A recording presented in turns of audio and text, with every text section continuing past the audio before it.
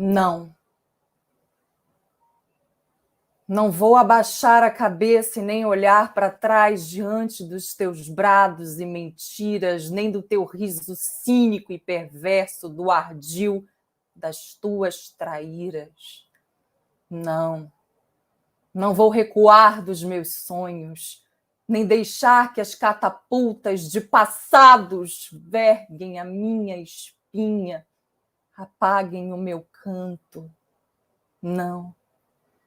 Não permitirei apagarem meus sonhos. Sou feita deles. Não vou perder a linha, nem do meu horizonte. Não vou ceder ao cansaço das derrotas e das faltas de abraço, porque eu sou a utopia. Fui tecida por ela. Eu sou a esperança voando alada, a que eu mesma faço. Eu sou meu caminho e minha história, passo a passo. Eu não serei como eles. Eu serei o caminho, mesmo que sem pódio, mesmo que sem chegada. Serei saudade, partida e pegada. Mas serei eu mesma e de pé diante das minhas utopias. Eu serei isso, espelho de minhas verdades. Apesar das marés secas e ventanias, aqui estarei e restarei. Não importa em quantos cacos, cicatrizes, acasos e sulcos na face. Serei isso mesmo e de pé, como aprendi com as árvores. Fincarei as raízes no chão, porque serei, talvez, só isso mesmo. Luta.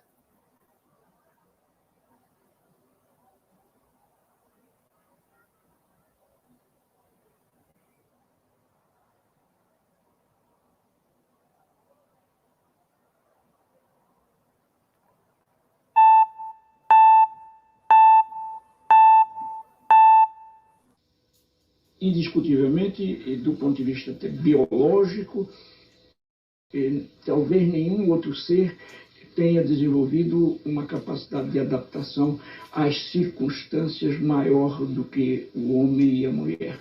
A adaptação no ser humano é um momento apenas para o que eu chamo a sua ou da sua inserção. Boa tarde, eu sou o Ismael, eu sou aluno da quarta etapa, eu tenho 17 anos. Teve algum episódio na sua vida dentro da escola que te marcou? Não, teve sim. Diga. Eu reprovei no 7º ano em estudos amapaense e história. Como é que você se sentiu quando isso aconteceu com você? Eu fiquei bem triste, sabe, porque todos os alunos da escola passaram e eu fiquei. E você? Aí tive que mudar de escola. Você mudou de escola? Por causa da A idade. escola é importante para você? Sim, é importante. Por quê?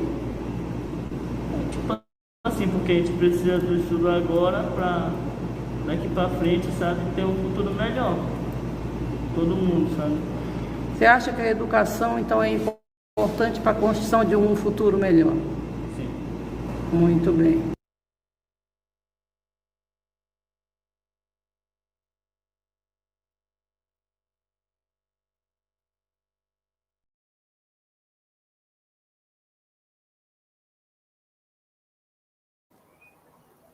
Muito boa tarde a todas, todos e todes. A nossa abertura foi com um poema de Celso Sanches e o vídeo realizado por estudantes da Escola Estadual Professor Paulo Freire, em Macapá, no Amapá. Professoras Aline Salvador, Elioneide Cruz e Paulo César.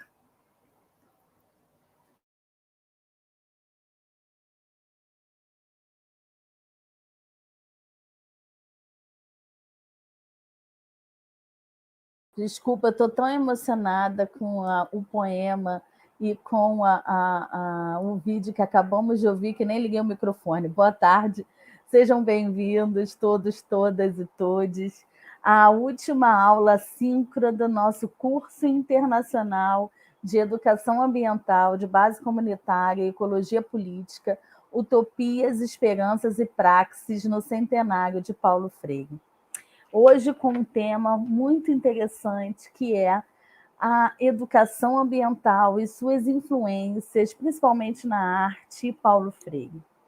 A arte, a ciência e a educação ambiental na perspectiva desse grande homem do Paulo Freire. A arte é a expressão mais antiga da humanidade. Antes da palavra escrita, nós já nos expressávamos por meio das pinturas, dos desenhos, lá nas cavernas. Muitas delas evidenciadas até hoje, né, nos nossos sítios arqueológicos. Os desenhos contavam as histórias e eram recheadas de símbolos e signos. Símbolos e signos que permanecem até hoje no nosso inconsciente coletivo e é expressado através da arte e dos nossos sonhos. O inconsciente é o habitat dos arquétipos ou imagens arquetípicas, né, que vem de arché, que indica antigo. Carl Gustav Jung utilizou esse termo arquétipo como base da psicologia analítica, porque ela representa a matriz imagética arcaica da psique do ser humano, construída por vivências com impressões internalizadas por meio das relações estabelecidas do ser humano ao longo de seu processo evolutivo, e também na manutenção da sua própria espécie. Esses símbolos, né, estão armazenados no nosso inconsciente coletivo, e é comum a todos nós. São símbolos coletivos e aparecem em diferentes culturas e sociedades, moldando a nossa maneira de ser. Um desses símbolos é o da Grande Mãe, a nossa Mãe Terra, o lugar de todos, o lugar de onde viemos e para onde vamos, né? A Grande Mãe, aquela que nos dá vida, nos protege e nos sepulta. A Mãe que nos protege e nos cuida, que nos protege, que nos ama, que cuida, né, e que nós temos, né, a obrigação de cuidar dela. Nesse contexto, a educação ambiental crítica propõe reflexões sistêmicas sobre a postura do ser humano frente aos organismos que aqui existem, que compõem o ecossistema terrestre e a natureza, promovendo novos princípios de uma auto-organização, acolhendo a vida em seus mais variados segmentos e necessidades. Com base nessa discussão, percebemos que acessar essas imagens arquetípicas primais, como cuidador, por exemplo, pode aproximar o ser humano da Grande Mãe e transformar essa relação. Essas imagens e símbolos podem ser acessados pela educação ambiental, principalmente nas expressões artísticas, de diferentes formas. Como diz nossa querida Michele Sato e Passos, em um artigo publicado em 2009, na página 58, diz o seguinte: como Paulo Freire, as pessoas poderão ler o mundo pela leitura das linguagens não apenas escritas, mas de todas as expressões possíveis, para que continuemos a sonhar. Dos sonhos locais amazônicos e de todas as artes universais do mundo, escrevemos poesias, contos, histórias, do local ao global e vice-versa. As linguagens escritas ou silenciosas tocarão as viagens de ventanias ao saber do acalanto, recuperando a vontade jamais perdida em se lutar, ainda que a glória possa ser morosa, escondida em sombras ainda não expostas. Que possamos viver a arte, fazer ciência e tornar viva a vida e a obra do nosso querido Paulo Freire. Antes de dar continuidade, de falar, de passar para o nosso querido Celso Sanches, eu quero agradecer a presença de todos e todas aqui no nosso canal do YouTube, agradecer a presença dos nossos convidados, né, que estão aqui, e agradecer principalmente uma pessoa que, infelizmente, por conta de um problema de saúde, não pôde estar presente aqui conosco. Então, um grande abraço, um carinho todo especial a você, Tânia de Araújo Jorge, nossa diretora do Instituto Oswaldo Cruz. Ela é líder do grupo de pesquisa em ciência e arte e hoje não pôde estar presente por estar adoentada, mas agradecemos o carinho, né, de ter estado conosco na primeira live e ter dado todo o apoio para a realização desse curso. Muito obrigada. E agora eu gostaria, então nós vamos passar o vídeo de novo, não é isso? Então eu vou chamar o professor Celso Sanches para falar para a gente sobre isso. Vamos lá, Celso. Oi, gente, que alegria, que muito emoção feliz, né? Estar aqui nesse último dia do curso. Muito obrigado a todos que nos acompanharam até agora, até aqui. Quem não assistiu às aulas anteriores, não perca, está tudo no nosso canal. Aproveita para se inscrever no nosso canal, acompanhar a gente aí nas redes sociais, no Instagram, Facebook, porque tem um monte de atividades aí para frente. No mês de novembro, temos o curso de Introdução à Decolonialidade na Educação e Ciências, com o professor Bruno Monteiro, professora Suzane Cassiani. Tem muita coisa para acontecer ainda. Bom, vamos passar novamente. Né, Celso? Tem um congresso.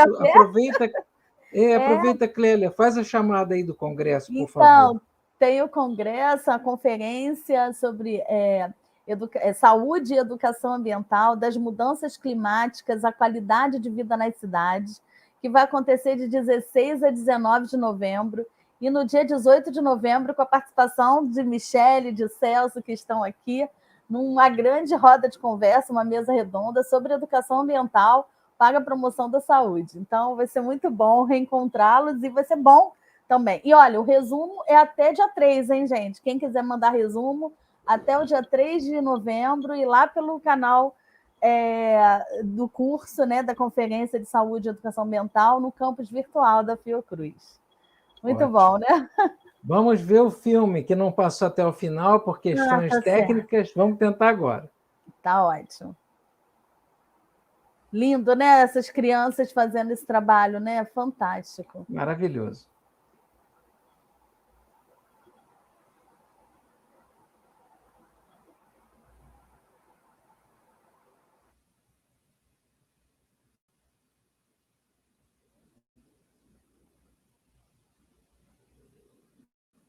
Opa, espera aí, que deu Acho problema que está sem som, né? Só um segundo, já sei o que aconteceu. Já sei. A gente está aprendendo a mexer nessas tecnologias aqui. É que na hora de compartilhar tem que botar para botar o som. Espera aí que já vai. Aguenta aí, gente. Eita, espera aí. Botei a Rayane aí sem querer. Compartilhar a tela. Uma janela com StreamYard. Vamos lá. Será que agora vai com som? Vamos torcer. Vamos lá. Não foi ainda. Vamos ver. Ainda não. Vamos voltar do início.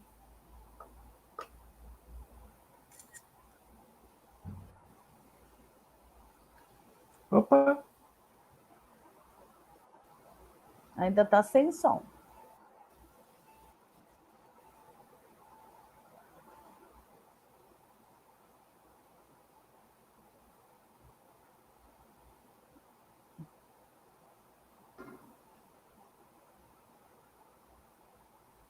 O seu som está alto? Porque está sem som ainda, Celso. Ainda está sem som? Então, espera aí, gente. Vamos insistir aqui, porque isso tem que funcionar. Não é, não? Aqui, não, isso mesmo. O trabalho de um professor é importante. Fundamental. Vamos lá. Se eu tiver com problema aqui mais uma vez... agora vai. Já sei o que foi que deu errado. Muito bem. Vamos lá. Compartilhar. Nós somos determinados, como todos os educadores desse Brasil. Vamos lá. Eu não desisto nunca. Nunca. Espera aí que a gente vai conseguir aqui. Só um segundo. compartilhar com o som. Obrigado pela paciência, vocês que estão acompanhando a gente aí. A gente está aqui com uma questão técnica para mostrar um espetáculo de um trabalho de uma escola pública feita sobre Paulo Freire com EJA. É uma coisa linda que a gente quer mostrar e faz questão de mostrar para vocês. Aqui vai. Em Macapá, né? De Macapá.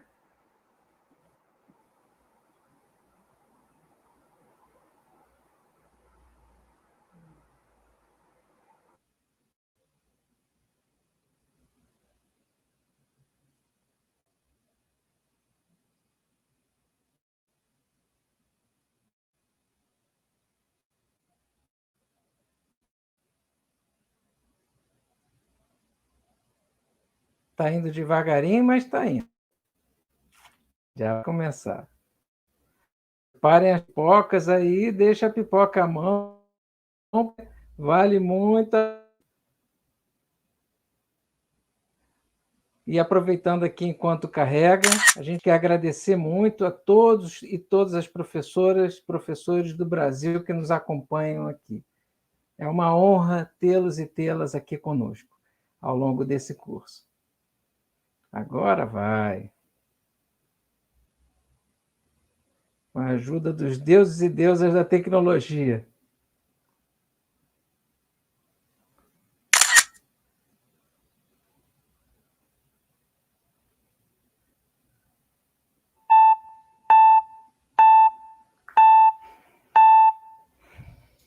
Indiscutivelmente, do ponto de vista biológico, talvez nenhum outro ser tenha desenvolvido uma capacidade de adaptação às circunstâncias maior do que o homem e a mulher. A adaptação no ser humano é um momento apenas para o que eu chamo a sua ou da sua inserção. Boa tarde, eu sou o Ismael, eu sou aluno da 4ª etapa, eu tenho 17 anos. Teve algum episódio na sua vida dentro da escola que te marcou? Não, teve sim. Diga. Eu reprovei no 7º ano em estudos amapaense e história. Como é que você se sentiu quando isso aconteceu com você? Eu fiquei bem triste, sabe? Porque todos os alunos da escola passaram e eu fiquei. E você? Aí tive que mudar de escola. Você mudou de escola? É, a escola é importante para você? Sim, é importante. Por quê? Tipo assim, porque a gente precisa do estudo agora para daqui para frente, sabe? Ter um futuro melhor. Todo mundo, sabe? Você acha que a educação, então, é importante para a construção de um futuro melhor? Sim. Muito bem.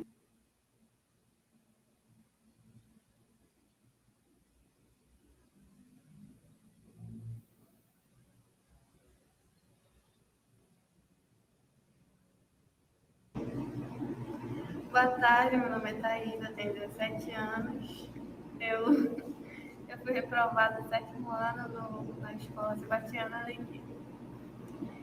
Eu reprovei em matemática e estudos amapaense. E como foi que isso marcou a sua vida? Foi bem triste, né? Depois que a mamãe descobriu que eu reprovei, ela ficou triste. Aí foi triste para mim também, saber que ela não se sentiu orgulhosa. E você acha que retornar para a escola depois de um episódio desse é importante? Sim, é muito importante, porque eu quero dar orgulho para minha família.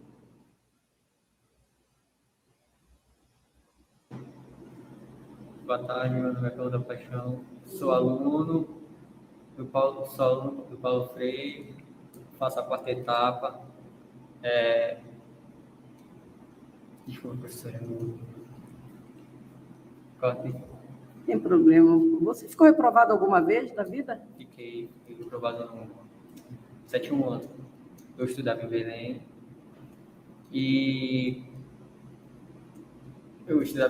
e estava fazendo o 7º ano, mas eu fiquei reprovado em língua portuguesa. Então, aquilo para mim foi triste, quando eu vi que todos os meus amigos passaram de ano e eu fui o único que fiquei reprovado. Oi, meu nome é Nicolas.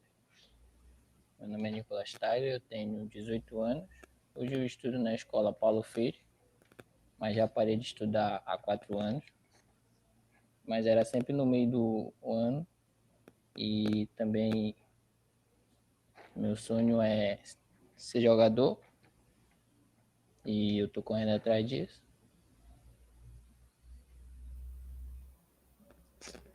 Olá, meu nome é Ana Carolina, tenho 17 anos, eu estudo na Paulo Freire. Quando eu tinha 16 anos, trabalhava de babá. Aí eu parei meus estudos com 14 anos e voltei com 15. Aí meu objetivo é ser bombeira, terminar meus estudos, e é isso. Eu me chamo Jairo, eu sou aluno da Escola Paulo Freire, da turma 412, e uma coisa que impactou muito e fez com que eu parasse de estudar foi a falta de atenção, as minhas faltas na escola, e eu comecei a sair muito novo também, e isso fez com que eu perdesse interesse de estudar. Por que você voltou? Eu voltei porque foi uma escolha minha, né? Eu quero acabar, eu quero uma formação maior para mim, e eu tenho planos e é isso. Oi, meu nome é Lidiane Correia, eu tenho 19 anos, atualmente eu estudo na Escola Paulo Freire. Meu sonho é jogar vôlei profissional. Eu saía da escola para jogar vôlei na praça.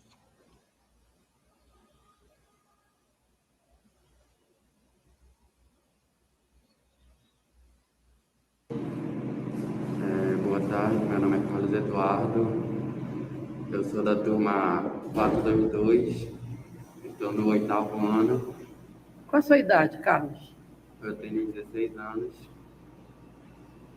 Como é que você se sente como estudante aqui nessa escola?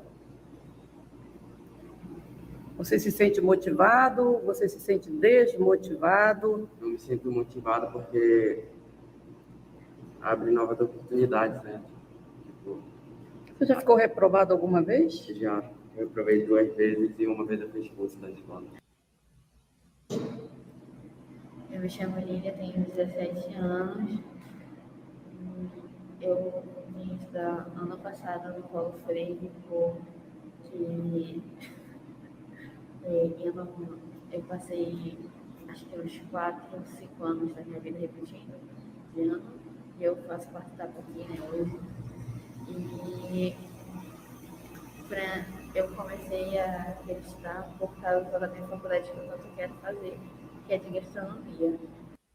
Essa marcha dos chamados sem terra. Eu morreria feliz se eu visse o Brasil cheio em seu tempo histórico de marchas, marcha dos que não têm escola, marcha dos reprovados, marcha dos que querem amar e não podem, marcha dos que se recusam a uma obediência servil, marcha dos que se rebelam, marcha dos que querem ser e estão proibidos de ser.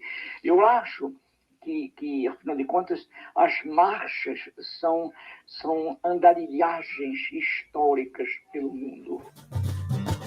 O menino lê o mundo, olha o céu e risca o chão, traça a linha do horizonte, silencia, vai à fonte, dança solto na amplidão.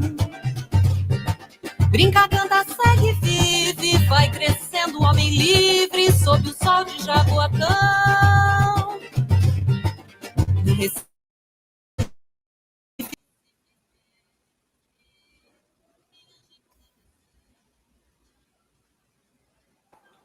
Lindo demais, Celso, lindo demais. Parabéns a todos os professores do EJA, a esses alunos, resistência. Vocês conseguem, parabéns, muito lindo, arrepiada. Que maravilha, que emocionante. Um salve à luta dos professores e professoras, Um salve àqueles e aquelas que acreditam no poder transformador da educação. Um salve aos estudantes que, com tanta garra, vão à luta, assumem a esperança e o futuro em suas próprias mãos. Muito obrigado. Eu vou compartilhar agora uma tela para agradecer e fazer como Paulo Freire nos mostrou, né, tantas e tantas vezes, a importância das nossas andarilhagens e de saber que a gente é tanta gente onde quer que a gente vá, como diz Gonzaguinha. Então, vou compartilhar aqui com vocês. Espera aí, aprendendo a compartilhar telas. E fazer essa marcha, a marcha de gratidão a todos e todas que nos seguem, nos acompanham, que nos dão as mãos, que estão ombro a ombro na luta com a gente. Então, eu quero agradecer aqui a arte feita pela Isabela Deis, nossa querida Bela. Muito obrigado, Bela, muito obrigado. Analista ambiental do ICMBio, que com muita generosidade, com o coração cheio de amor, preparou esses slides, junto com o Matheus Batal, queridíssimo Matheus, que é um dos organizadores, um dos coordenadores desse curso, que fez aqui conosco esse tempo inteiro todo o serviço, não só de bastidores, mas também de pensar, de estar caminhando aqui com a gente. Então, eles montaram aqui, eu queria agradecer aqui ao NUPEM, da UFRJ Campus Macaé, ao UFRJ Campus Macaé, ao Instituto NUTES, também da UFRJ. Celso, Oi? só um Sim? minutinho. Não está aparecendo para a gente o... não? Não está aparecendo o PDF. Tá, então, peraí, né, o slide. vai aprender a fazer isso aqui. Peraí. Tá ótimo. Obrigado, Clélia. Nada. Valeu. Vamos ver se agora vai. Uma janela. Agora vai. Quem sabe faz ao vivo. Então, aqui, ó, voltando aqui. Obrigado, Clélia. E, mais uma vez, muito obrigado a quem nos assiste. A gente está nervoso aqui, ansioso com o dia de hoje, muito emocionados, porque o curso teve mais de 2.000 pessoas inscritas, as lives têm mais de 2.000 visualizações. A gente pede, inclusive, para que vocês vejam lá no nosso canal a lives, né? A atividades como bionas, as bionarrativas, com a professora Clarice Suma e o professor Danilo Cato, que foi essa semana, tá a Educamares, que fez uma atividade de videodança, tá o seminário itinerante de Nuestra América, com os parceiros de países latino-americanos aqui conosco. Então, é uma gratidão que eu faço aqui a todos os que caminharam e todas que caminharam conosco. Como eu estava falando, o Instituto NUTES, o NUPEM, o Núcleo de Sustentabilidade e Biodiversidade e Sustentabilidade, o Instituto de Biodiversidade e Sustentabilidade da UFRJ, Campus Macaé, a UFRJ, Campus Macaé, super parceira, nas figuras dos professores Rafael Nogueira Costa, coordenador do Imagina Mundos, do Cinema Ambiental, um cineasta, biólogo, importantíssimo na nossa caminhada, o Instituto NUTES, na figura do professor Bruno Monteiro, vice-coordenador do NUTES, também diretor da Regional Sudeste, da ABRAPEC, da RIEDECT, que é a Rede Internacional de Estudos Decoloniais em Educação Científica e Tecnológica, essa rede super parceira que vem nos acompanhar também aí no curso de Introdução à Decolonialidade na Educação e Ciências. Muito obrigado a vocês. Professor Bruno Monteiro, que está organizando, junto com a professora Suzane Cassiani, esse curso, com inscrições abertas, que vocês podem ter maiores informações aí nas nossas redes sociais. Temos, peraí, que passa para frente. Temos também a FEBEF, a Faculdade de Formação de Professores da UERJ, em Caxias, na figura do professor Luiz Rufino, nosso super parceiro, que está lançando esse livro imperdível, Vence Demanda, Educação e Descolonização, pela editora Mórula. A gente recomenda demais esse livro, e o Pedagogia das Encruzilhadas e toda a obra do professor Luiz Rufino, que é a nossa referência aqui da discussão sobre descolonização e da educação e a descolonização.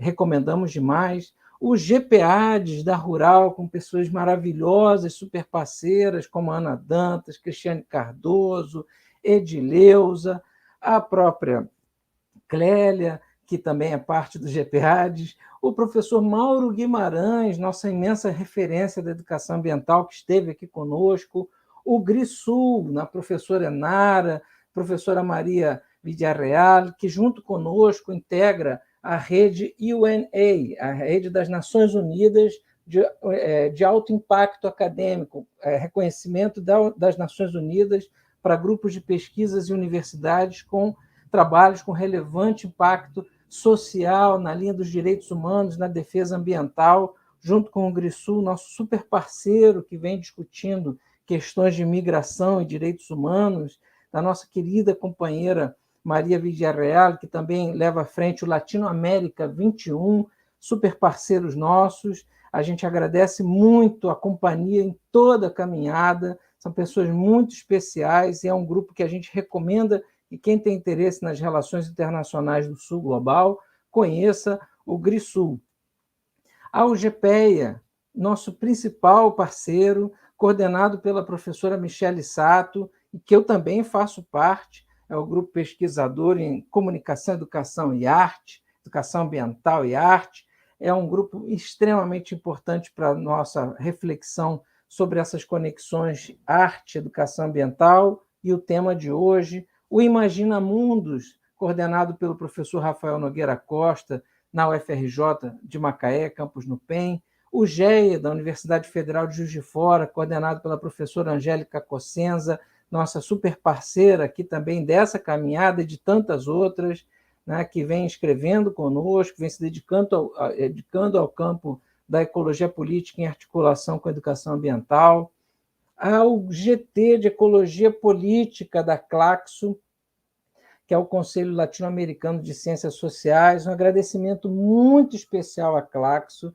essa instituição de referência internacional que cooperou conosco, teve um dia dedicado ao GT, com a presença do Henrique Leff, né, aí, entre outros parceiros e parceiras, ao Cineclube Atlântico Negro, que é parceiro, irmão da nossa caminhada, com quem a gente aprende muito, com quem a gente troca bastante, na figura do Clementino Júnior, esse importante pesquisador da educação ambiental, lutador da luta antirracista, que vem discutindo racismo ambiental, fazendo sua pesquisa sobre racismo ambiental com os atingidos em Mariana, Brumadinho e região, né, sobre orientação minha e junto com a professora Dulce Pereira, da UFOP. Eu tenho a honra, o orgulho de ter Clementino por perto, nosso parceiro, irmão querido. Também o EARTE, esse importantíssimo grupo de pesquisa, que é um coletivo de trabalho, realiza um trabalho importantíssimo a nível mundial, que é o earte.net, e com eles a gente fez essa parceria com o Bionas, essa live que está na nossa página, o LIEAS da UFRJ, da figura do professor Carlos Frederico Bernardo Loureiro, o nosso mestre, nosso inspirador, nosso irmão na caminhada, meu irmão querido, que eu quero mandar aqui, emanar toda a axé, toda a energia positiva para ele nessa etapa de recuperação de uma recente cirurgia, mas ele já está ótimo, já está bem, se recuperando com muita força. Ao LabMens, do EICOS, da UFRJ, do programa EICOS, na figura da professora Samira, Beatriz e tantos outros colegas, onde temos estudantes como a Tita Bevilacqua, a Bárbara Pelacani, o Daniel Renault fazendo seus doutorados lá. Então, muito obrigado ao LabMens por toda a parceria, toda a caminhada. A Cátedra Ambiental Gonzalo Palomino, da Universidade de Tolima, a própria Universidade de Tolima, na figura dos professores Jairo Andrés Velázquez e Glória Marcela Espínola, com quem a gente vem caminhando junto, com Jorge Mário, com Renzo Garcia, com Jaime Tocora, né, na construção do mestrado em Educação Ambiental, dos diplomados, que o GEASUR é parceiro, que é o curso de extensão Informação Cidadã Ambiental, disponível no Facebook, em parceria com o coletivo e os movimentos sociais colombianos, como o coletivo Comitê Ambiental em Defesa da Vida, que vocês podem procurar, né, no Facebook ou nas nossas redes sociais. A última aula foi com Felipe Lairargue, está imperdível, com a caminhada que a gente tem também junto ao Diplomado de Pensamento Ambiental Latino-Americano, em parcerias diversas, incluindo o Observatório Sul, enfim, várias parceiras e parceiros. O GITACA, que é um grupo de pesquisa da Unirio, coordenado pela professora Leia Tiriba, com a nossa parceria. A gente vem construindo muitas ações, ela vem se dedicando a trabalhar as tradições ancestrais e as infâncias na natureza. Recomendo que vocês conheçam, quem tiver interesse nesse papo. Ao mestrado em Educação Ambiental da Universidade de Tolima, onde eu estou vinculado também. Ao DICIT, coordenado pela professora Suzane Cassiani, professor Irlan von Liesing, na UFSC, na Federal de Santa Catarina. É um grupo de discurso, ciência, tecnologia, trabalhando as questões em educação e ciências numa perspectiva decolonial. A cátedra José Cárcamo, da Universidade de Buenos Aires. A gente agradece imensamente ao companheiro José Cárcamo a sua presença, participação, e à Universidade de Buenos Aires pela companhia, parceria, troca em vários projetos. A Cátedra Salvador Allende, também muito obrigado aos companheiros e companheiras da Cátedra Salvador Allende, ao professor Samuel Urban, da Universidade Estadual do Rio Grande do Norte, que coordena o GEASUR lá na Universidade Estadual do Rio Grande do Norte, ao Cefet do Rio de Janeiro, por toda a caminhada ao longo desse tempo, ao EAPEB, coordenado pela professora Jaqueline Girão, ao Caipora, da Unirio, coordenado pelo professor Guilherme Reis, ao LEUS, ao Laboratório de Estudos Socioambientais e Urbanos e Socioambientais da PUC do Rio de Janeiro, coordenado pelo meu irmão, meu parceiro, meu caminhante, parceiro de longa data, professor Rafael Soares, com quem a gente vem discutindo as sociedades de água, o direito à moradia, a luta das favelas pelo reconhecimento ao direito de ser e existir. Muito obrigado por tudo, companheiro Rafael. A gente é muito, muito grato, você nos inspira, e um salve enorme ao Leus para quem quiser conhecer. Professor Rafael é uma referência, talvez, do mundo em estudos sobre favelas, e a gente tem a sorte de tê-lo por perto na nossa caminhada. Recomendamos muito Leus na Escola de Serviço Social da PUC do Rio de Janeiro, onde trabalhou Lélia Gonzalez. Ao Frestas, coordenado pela professora Adriane Ojeda, ao Lefreire, da Universidade Estadual do Rio Grande do Norte, ao Instituto Permalab, onde temos grandes parcerias, muita caminhada, muitas coisas escritas, inclusive um livro, o Convergências Socioambientais, que você encontra na nossa página da internet, está disponível para download gratuito, fruto das nossas caminhadas aqui com Permacultura Lab. Ao Instituto Federal do Rio de Janeiro, Campus Pinheiral, onde está a professora Stephanie de Chiara Salgado, que também nos articula com o GT de Ecologia Política da Claxo. A professora Stephanie está lá fazendo essa discussão conosco, ela fez o mestrado conosco e segue firme na defesa dos direitos humanos, na defesa do meio ambiente. Ao Instituto Federal da Bahia, articulado pelo professor Marcelo Aranda, nosso doutor aqui em Educação, ao UEPAS da UFOP, junto da professora Dulce Pereira, em luta contra os crimes ambientais na região de Mariana e Brumadinho, em defesa dos atingidos, junto com movimentos atingidos por barragens e outros movimentos sociais da região, em apoio a eles contra os conflitos e as injustiças ambientais. A Corantioquia, a Corporação Antioquia de Defesa Ambiental do Estado de Antioquia, na Colômbia. A UNINA, da Unirio, coordenado pela professora Leia, professora Adriane Ojeda, do qual eu também faço parte, junto com o professor Leonardo Castro, o outro coordenador do GEASUR, coordenado por mim e pelo professor Leonardo Castro. Ao Educamares, que eu quero muito recomendar a vocês que conheçam essa linda iniciativa de educação ambiental marinha, que disponibilizou a videodança, e fez conosco a live que está disponível no nosso canal, para vocês conhecerem que beleza que é o trabalho de Elisama, de toda a sua, todo o grupo, todo o coletivo, que lindeza que é o Educamares, um salve Educamares, vida longa. A prima do meu amigo Ricardo Arduin, que vai ajudar a gente a plantar um bosque depois desse curso aqui, e a Rede Internacional de Educação Ambiental e Justiça Climática, REAJA, da qual eu faço parte, junto com a professora Michele, que coordena, e a gente tem a imensa honra de tê-los e tê-las aqui em parceria. Viva Paulo Freire! Né? Paulo Freire nos deixa um legado de esperança para a gente esperançar como verbo, como luta, e eu vou deixar essa poesia para vocês lerem no nosso site, para que vocês possam acompanhar, agradecendo e dizendo que esse curso é uma realização da Fiocruz, da UF de Angra e do GEASUR. Muito obrigado, gente. É uma honra estar aqui com vocês. Obrigada, Celso. Eu só vou complementar alguns agradecimentos, permite? Por favor? Por favor. Os nossos companheiros aqui da Fiocruz, sim, que nos ajudaram a colocar esse curso no ar e a financiar parte do nosso corpo técnico aí de trás, né? Então, eu queria agradecer de modo especial a vice-presidência de promoção de ambiente, promoção da saúde da Fundação Oswaldo Cruz, na figura do Dr. Hermano, e também a figura do Dr. Marco Menezes, que foi muito importante para a realização desse curso. Queria agradecer a Fiopromos, que é o Programa Translacional para a Promoção da Saúde da Fundação Oswaldo Cruz.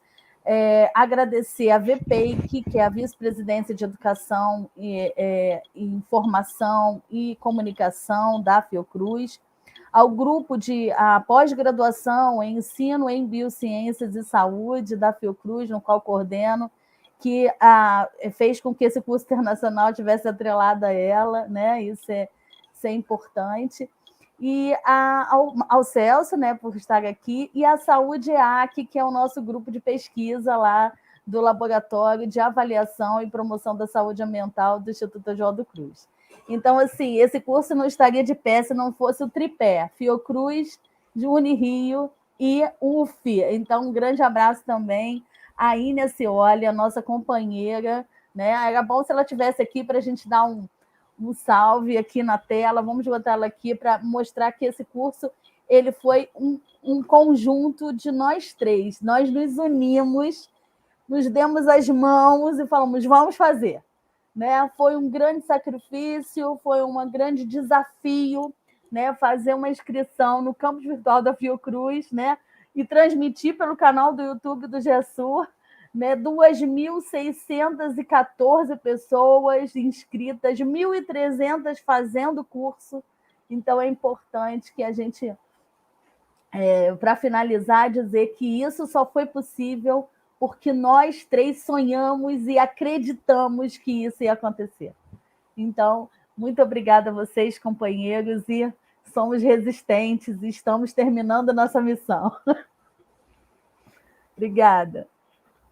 Deixa eu agradecer também aos amigos e amigas de vários países latino-americanos, em particular ao Haiti, Mesiampil, Zaminu, OIC, GEASUR, M le peuple haïtien, GEASUR était disponible pour le peuple haïtien pour faire tout ce qu'ils ont nécessité faire avec le peuple haïtien. Mesiampil.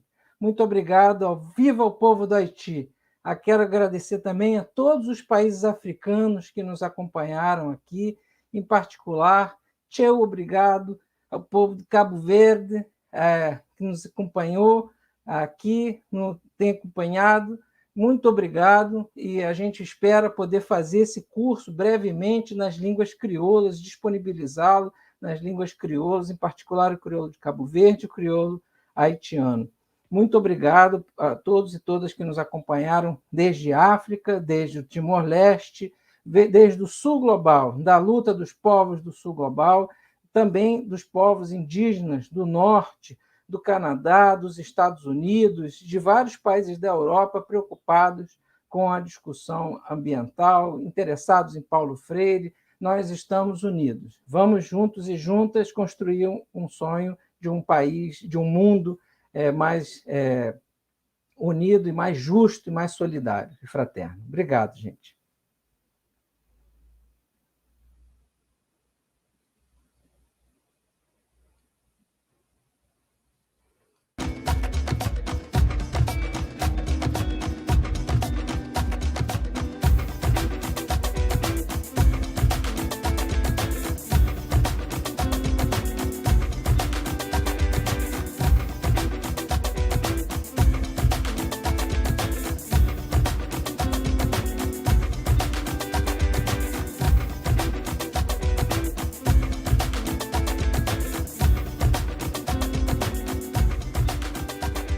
Grupo de Estudos em Educação Ambiental, Desde el Sur, grupo que eu tenho o privilégio de acompanhar como orientador de mestrados, doutorados, iniciações científicas, monitorias. Sou cubano, fundador do Grupo GEASUR, que aconteceu precisamente allá em Cuba, en el marco de un Congreso Internacional de Educación Ambiental y con representantes de países como Colômbia, Venezuela, Brasil e Cuba. Tive a oportunidade de vivenciar momentos importantes desse grupo de pesquisa, desde a constituição do grupo, da formação dele, há mais ou menos uns 7, 8 anos atrás. E nisso eu construí a minha carreira acadêmica, né, o meu percurso acadêmico, desenvolvendo a pesquisa no mestrado e também no doutorado. E também tive a oportunidade de vivenciar, junto com o grupo, um momento da constituição desse curso de extensão em educação ambiental de base popular e ecologia política. Sou pesquisador do GEASUR desde 2013 e atuo junto com a comunidade do Vale do Jequitinhonha, no município de Chapada do Norte. Inicialmente, no meu TCC, eu pensei em estratégias de proteção dos saberes locais e da cultura popular. Aí fui para o mestrado em educação para pensar justamente uma educação ambiental de base comunitária a partir dos saberes locais, da cultura popular e da história dessas comunidades. E hoje, no doutorado, eu já estou com um olhar um pouco mais voltado para as memórias dessas comunidades sobre os eventos climáticos extremos, de secas e enchentes, que normalmente afetam essas regiões, bem como sobre a história ambiental dessas comunidades. Há vários anos eu colaboro com o GEASUR como pesquisador e gostaria de ressaltar a vanguarda e a importância desse grupo no cenário da América Latina, sobretudo por tocar em pautas sensíveis e extremamente importantes para se pensar uma educação que seja relevante, uma educação que esteja sintonizada com pautas comunitárias e, sobretudo, freirianas. Coordeno, junto com o professor Bruno Monteiro, as ações de pesquisa, ensino e extensão do Grupo de Estudos em Educação Ambiental Desde el Sur, na Universidade Federal do Rio de Janeiro, em Macaé. E eu me somo ao GEASUR na luta por uma educação ambiental decolonial, uma educação ambiental territorializada, que parta dos acúmulos da América Latina, entendendo que ela se funda num conflito ambiental permanente, instaurado pela colonização, e que a colonialidade ela é estruturante da crise ambiental atual. A minha área de atuação é educação em movimentos sociais e eu desenvolvo estudos e pesquisas sobre conflitos socioambientais e violação de direitos humanos. Trabalho no GEASUR com o projeto Cine GEASUR, que é dedicado a sessões de cineclube, de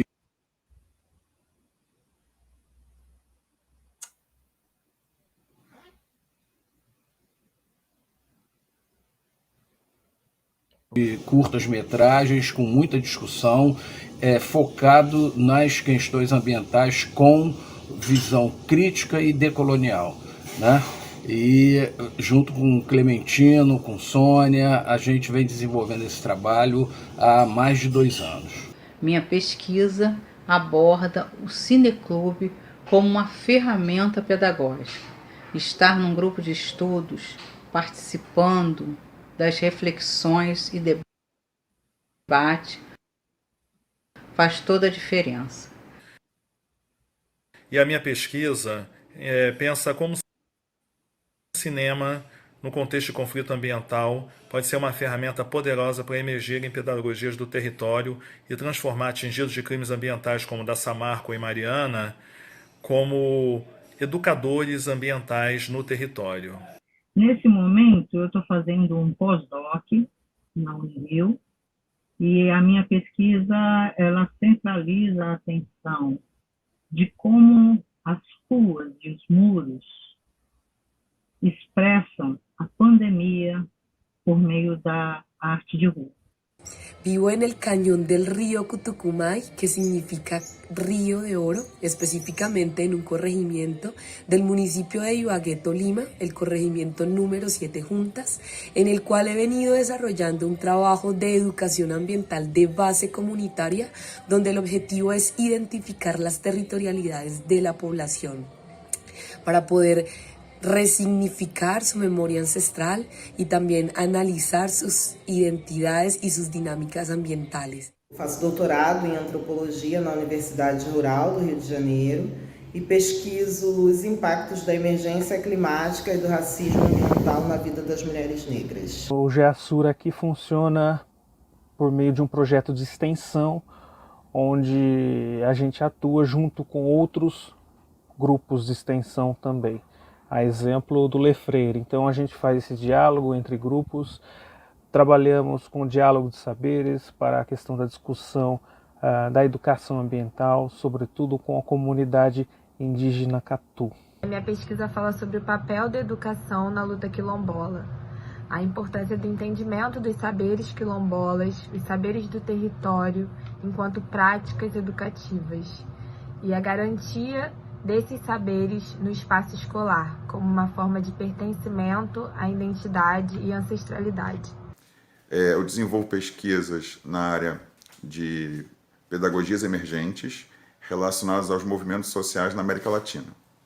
A partir desse trabalho, então, investigamos também a educação ambiental crítica, que emerge desses processos de luta socioambiental, bem como dos processos de conflito ambiental que ocorrem nesses territórios de diferentes movimentos sociais. O meu envolvimento com o GEASUR se dá pelas pautas que esse grupo de pesquisa leva, pelas pautas da defesa da educação ambiental crítica, pela defesa dos povos ancestrais, pela defesa dos povos originários dessa terra. É um grupo que tem uma relação horizontal e amorosa entre seus participantes, lo que permite que se pueda hacer cosas maravillosas como este curso que ya está en su 4ª edición y espero poder participar de muchos más. Eu pesquiso a educação ambiental existente no Complexo do Salgueiro, em São Gonçalo, e a partir de um movimento social que é o Mulheres do Salgueiro.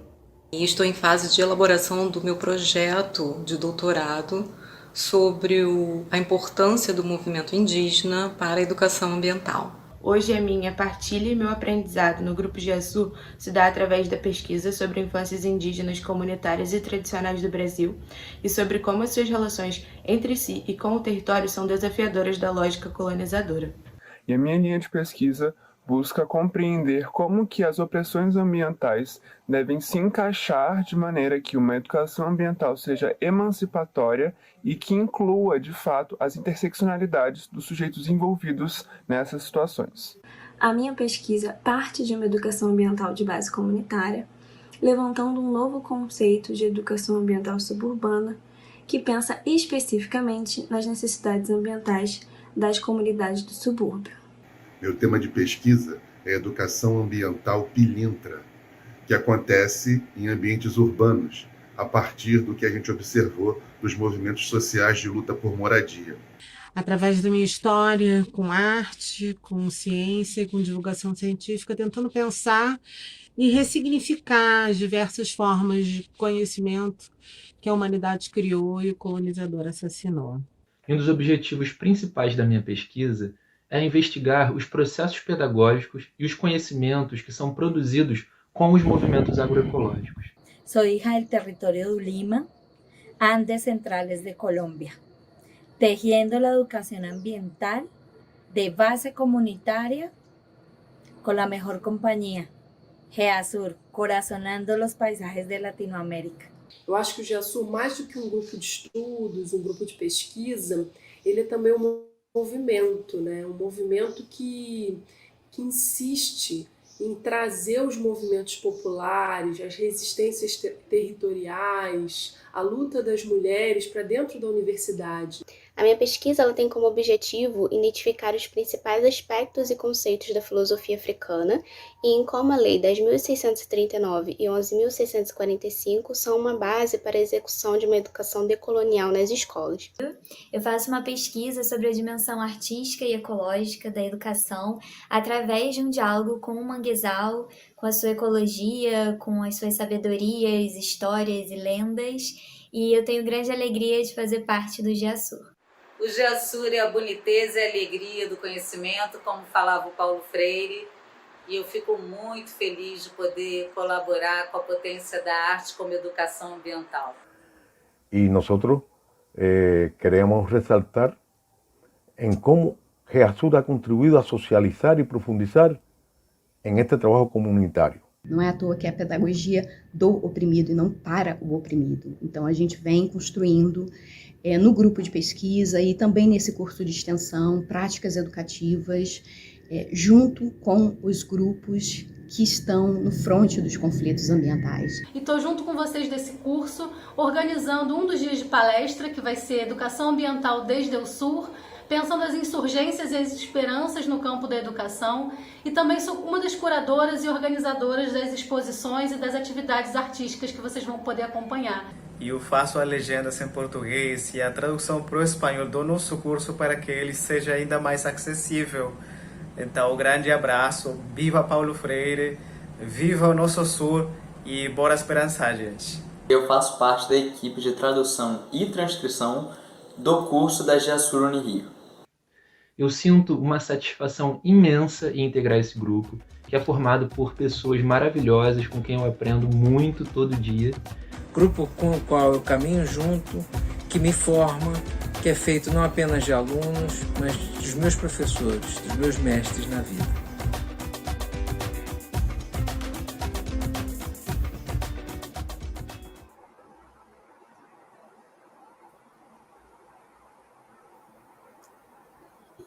É com muita alegria, né? Que a gente vai continuar, muito emocionante.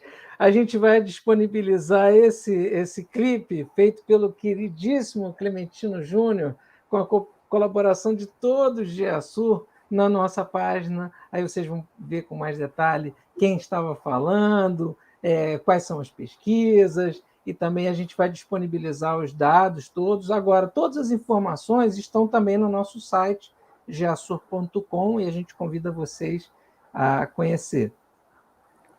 É isso. Vamos continuar, Celso? Já são 5 horas. Vamos lá. Isso aí. Muito bem. Então, agora vamos chamar os nossos convidados, não é isso, Cleide? Isso. Muito bem. Vamos chamar aqui primeiro a Carol. Carol, por favor, vem aqui com a gente. Carol Quintana, professora da escola básica, de uma escola rural em Teresópolis, é uma militante da luta das mulheres, na luta contra as injustiças ambientais, é uma lutadora aqui contra os conflitos ambientais, é uma militante importantíssima do meio ambiente e também companheira da luta das mulheres, da luta LGBTQIA+, companheira à frente das organizações das lésbicas aí em Teresópolis e aqui no Rio de Janeiro. Carol, que honra enorme ter você aqui conosco nesse dia de encerramento. Muito, muito obrigado pela tua presença, companheira, por tudo que você representa para nós nesse momento. A tua fala é extremamente importante. Por favor, Carol. Bom, gente, boa tarde aí a todos, todas e todas. Agradecer aqui ao convite, né, da querida Bela, também do professor... Ai, meu Deus, espera aí, deixa eu pegar aqui. Do professor Celso, perdão, e, enfim, dizer que eu estou muito feliz de estar aqui participando. Primeiro, parabenizar, né, esse evento maravilhoso, parabenizar aí todo o trabalho do grupo de estudo de vocês, é muito importante esse trabalho de resistência na universidade, principalmente, né, de diálogo aí com os movimentos sociais, né, de diálogo com a educação popular, de diálogo com a base mesmo da luta social. Então, eu fico muito feliz de estar aqui participando desse evento, dessa última aula, saudar aqui a queridíssima Bela, que, nossa, ela me convidou, eu falei, poxa, claro que eu aceito, maneiríssimo, muito bom. Também mulher guerreira aqui de Teresópolis, né, também na luta aqui das mulheres, né. Então, saudar a Bela, saudar todos aqui que estão nos assistindo, né, que estão aqui no chat. Eu vou me apresentar e vou fazer algumas provocações, algumas falas aí para a gente... Pois é, Teresópolis presente. Gustavo, é isso. Estamos aqui. Bom, gente, eu sou Carol Quintana, né? Eu tenho 38 anos, eu sou uma mulher assumidamente lésbica, eu sou formada em Ciências Sociais pela Universidade Federal Fluminense, eu sou mestre em Sociologia pela Universidade Federal Rural do Rio de Janeiro, eu também, atualmente, eu atuo como professora de Sociologia numa escola rural aqui em Teresópolis, que é o CIA José Francisco Lippe. Eu também sou coordenadora do Sindicato dos Profissionais da Educação, CEP Teresópolis. Também sou conselheira municipal de educação, inclusive falei até para o Celso que eu estava finalizando aqui as contribuições para o Programa de Educação Ambiental do município, né, em conjunto com a Secretaria de Meio Ambiente. E também tenho aí um ativismo muito forte, né, na pauta LGBT.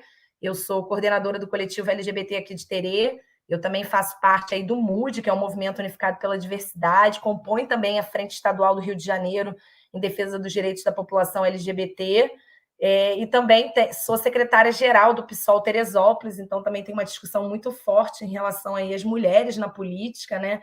É uma área que eu venho expandindo muito. Então, eu até falei com o Celso, eu falei, poxa, como é que você quer que eu faça a minha fala? Como é que eu vou intercruzar, né, com toda a discussão aí que vocês trazem? Mas falei também para o Celso que eu tenho uma experiência na área também da educação ambiental, porque eu trabalhei, assim, no final da minha graduação na UF, na Rede Brasileira de Justiça Ambiental, inclusive trabalhei com o Marcelo Firpo, da Fiocruz, né, com o pessoal da FASE, iniciei um mestrado no EICOS também com o Fred Loureiro. Então, assim, a minha primeira reflexão antes do magistério me tomar por completo do ensino da sociologia foi a discussão aí, né, dessa questão dos conflitos socioambientais, né? Então, eu acho que a gente né, é perpassado pelas diversas vivências que a gente passa e a gente vai concentrando isso na luta, né?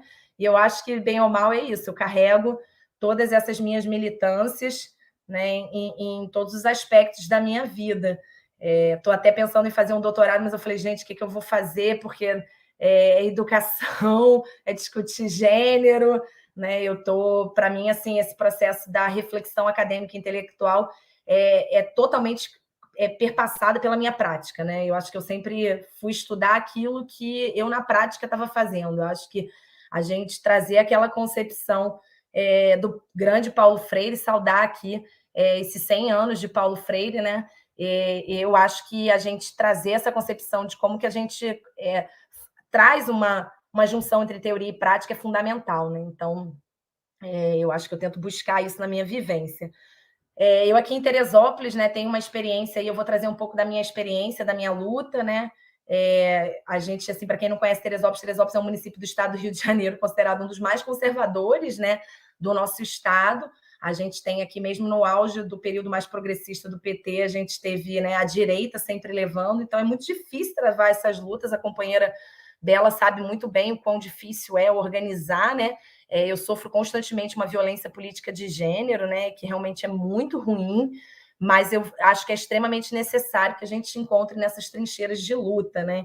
Então, eu acho que fazer essa reflexão aí da força das mulheres é fundamental, né? A gente está vendo aí um ataque muito grande aos direitos das mulheres, né? Isso é algo assim brutal e que vem se intensificando desde o golpe. Para nós, mulheres lésbicas, é uma luta mais árdua, porque a gente passa aí pelo preconceito também em relação à nossa orientação sexual. Então, é muito complicado a invisibilidade, o apagamento, né, das nossas famílias, dos nossos amores, da nossa existência. mas eu acho que é fundamental que a gente se organize para fazer essa defesa. A gente agora também está no retorno, tem uma pauta muito forte da educação aqui também, que eu tento juntar também com a luta LGBT, né? Por isso que eu fiz questão de me assumir em sala de aula. Eu acho que para nós, pessoas LGBTs, o sair do armário é um processo que a gente passa por quase toda a nossa vida, né? Começa com uma aceitação nossa, depois com os familiares, depois com os amigos.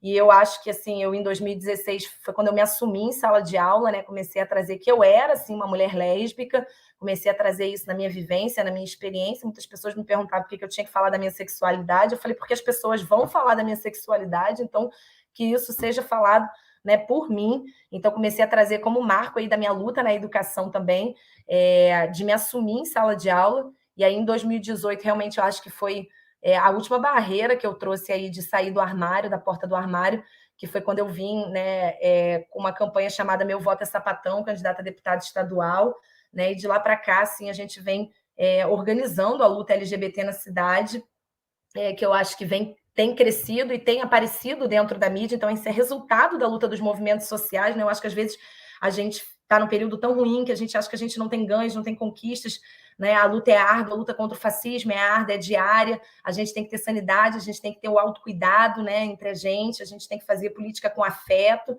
a gente às vezes não vê, né, mas os avanços acontecem, né? Então, cada vez mais a gente pauta aí o debate LGBT na mídia da cidade, né, no poder público, e isso é fruto da ação coletiva dos movimentos sociais, né? Então, a gente também tem que reconhecer que, por mais que a luta seja árdua, né, o próprio Paulo Freire já trazia aí que nesse esperançar a gente vai construindo, né, a luta, a nossa existência, a transformação do ontem, né, num amanhã de preferência melhor, né?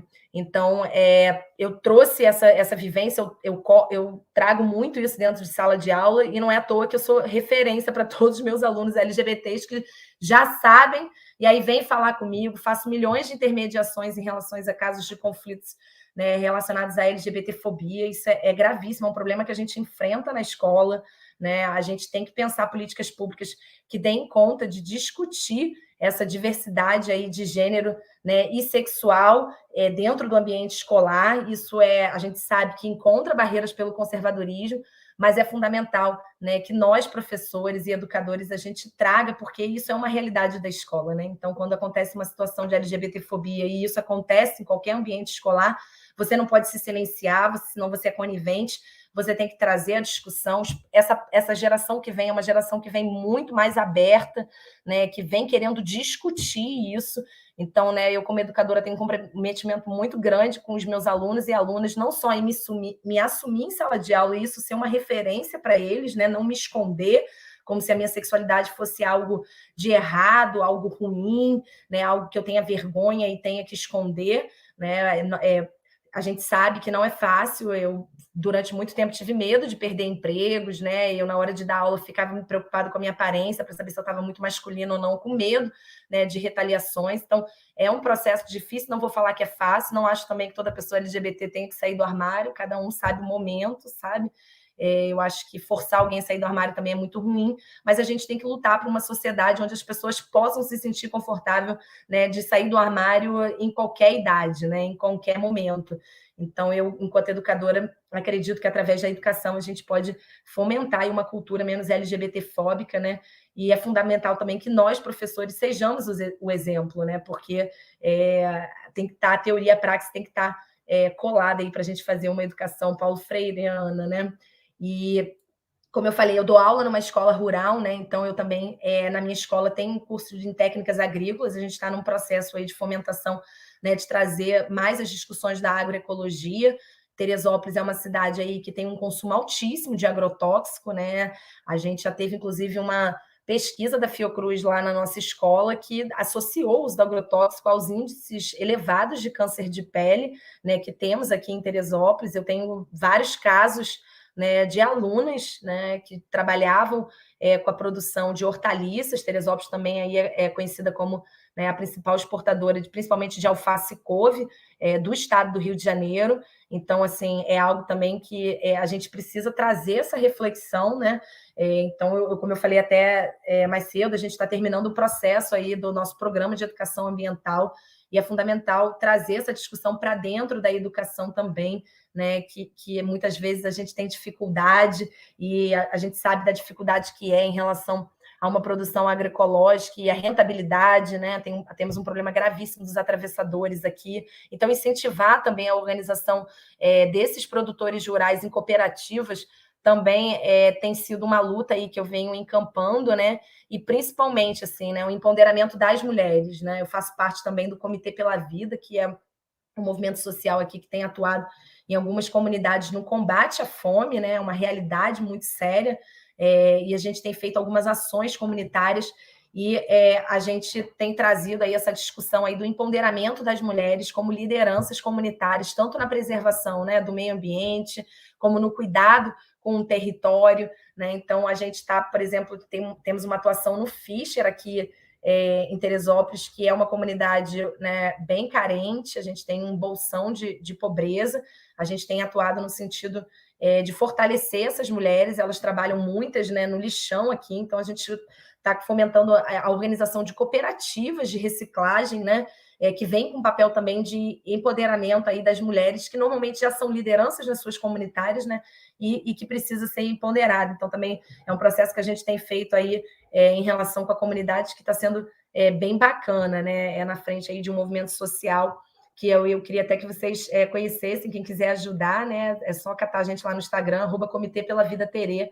A gente tem feito algumas iniciativas bem legais aí de articulação com os movimentos sociais, né?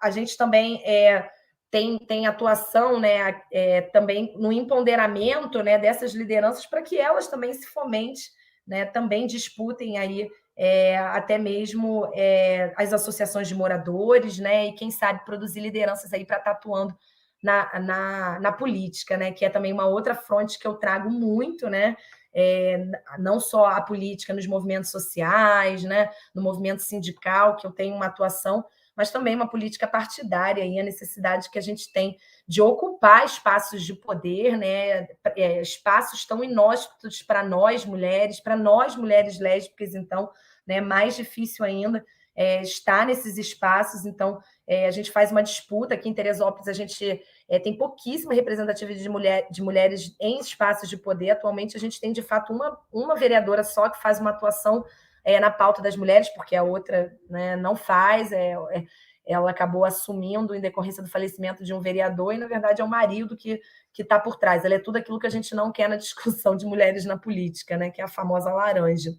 Então, a gente sabe que não basta ser mulher para estar defendendo os direitos da mulher, né? A representatividade ela é importante, ela é fundamental, mas ela não é tudo, né? Ela precisa vir acompanhada com um projeto político, um projeto de sociedade. Então, a gente também atua nesse sentido de conscientizar, né, cara, não só a mulherada, mas a população LGBT também da importância de se ter um projeto de sociedade de preferência, né, anticapitalista, né, comprometido aí com a luta dos direitos humanos. Isso também é algo que a gente tenta trazer aqui na nossa atuação de organização, né? Vou finalizar aqui, queria agradecer mais uma vez o convite para quem tiver mais interesse aí no trabalho que eu faço aqui em Terê. Já vi que já botaram o Comitê pela Vida, a gente tem também um @coletivo LGBT Terê, o mesmo T do LGBT de Terê. Também quem quiser ajudar, a gente está sempre aí fazendo campanhas, né?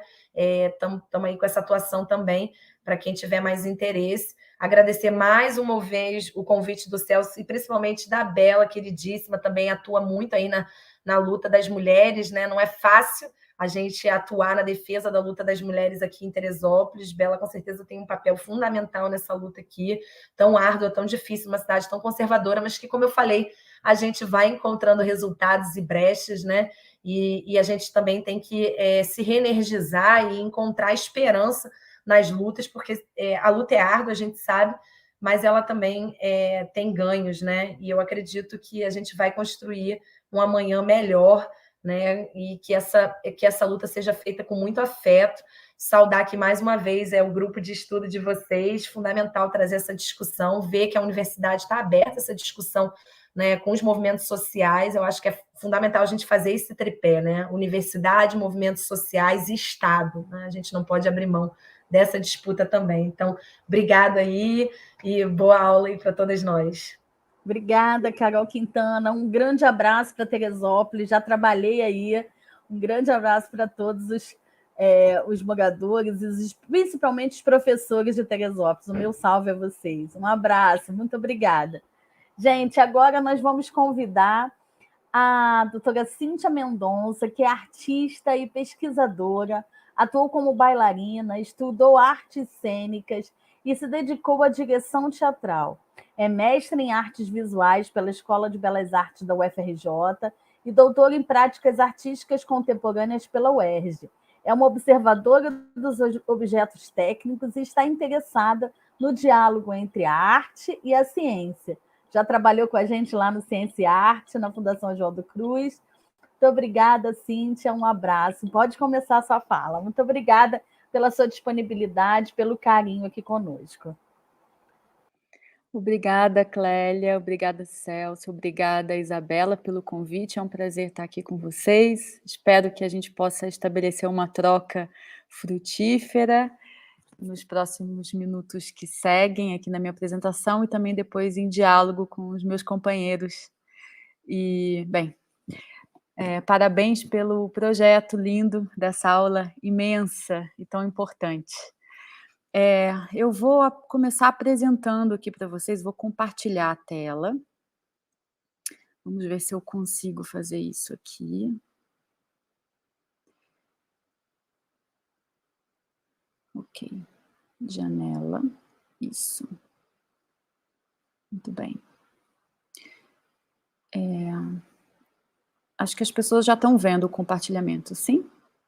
Ótimo. Deixa eu então apresentar. Entrar no modo de apresentação. Ok. Bem, hoje eu vim falar para vocês um pouco desse projeto do qual eu sou diretora. A Silo, Arte e Latitude Rural, é uma organização que está situada numa região rural na Serra da Mantiqueira. E antes de começar essa apresentação, eu queria trazer um pouco uma reflexão sobre os ensinamentos, né, de Paulo Freire. Eu queria que vocês, enquanto a gente pudesse ver, né, acompanhar, estar nesse momento, compartilhando esse momento juntos, de ver essa apresentação que eu vou fazer para vocês, que vocês pensassem um pouco sobre os conceitos, sobre as práticas que ele realizou ao longo de sua vida, né, dos ensinamentos que ele nos deixou. E a partir disso, refletir um pouco sobre como, né, esses ensinamentos estão emergindo e estão nas práticas que a gente faz hoje, né?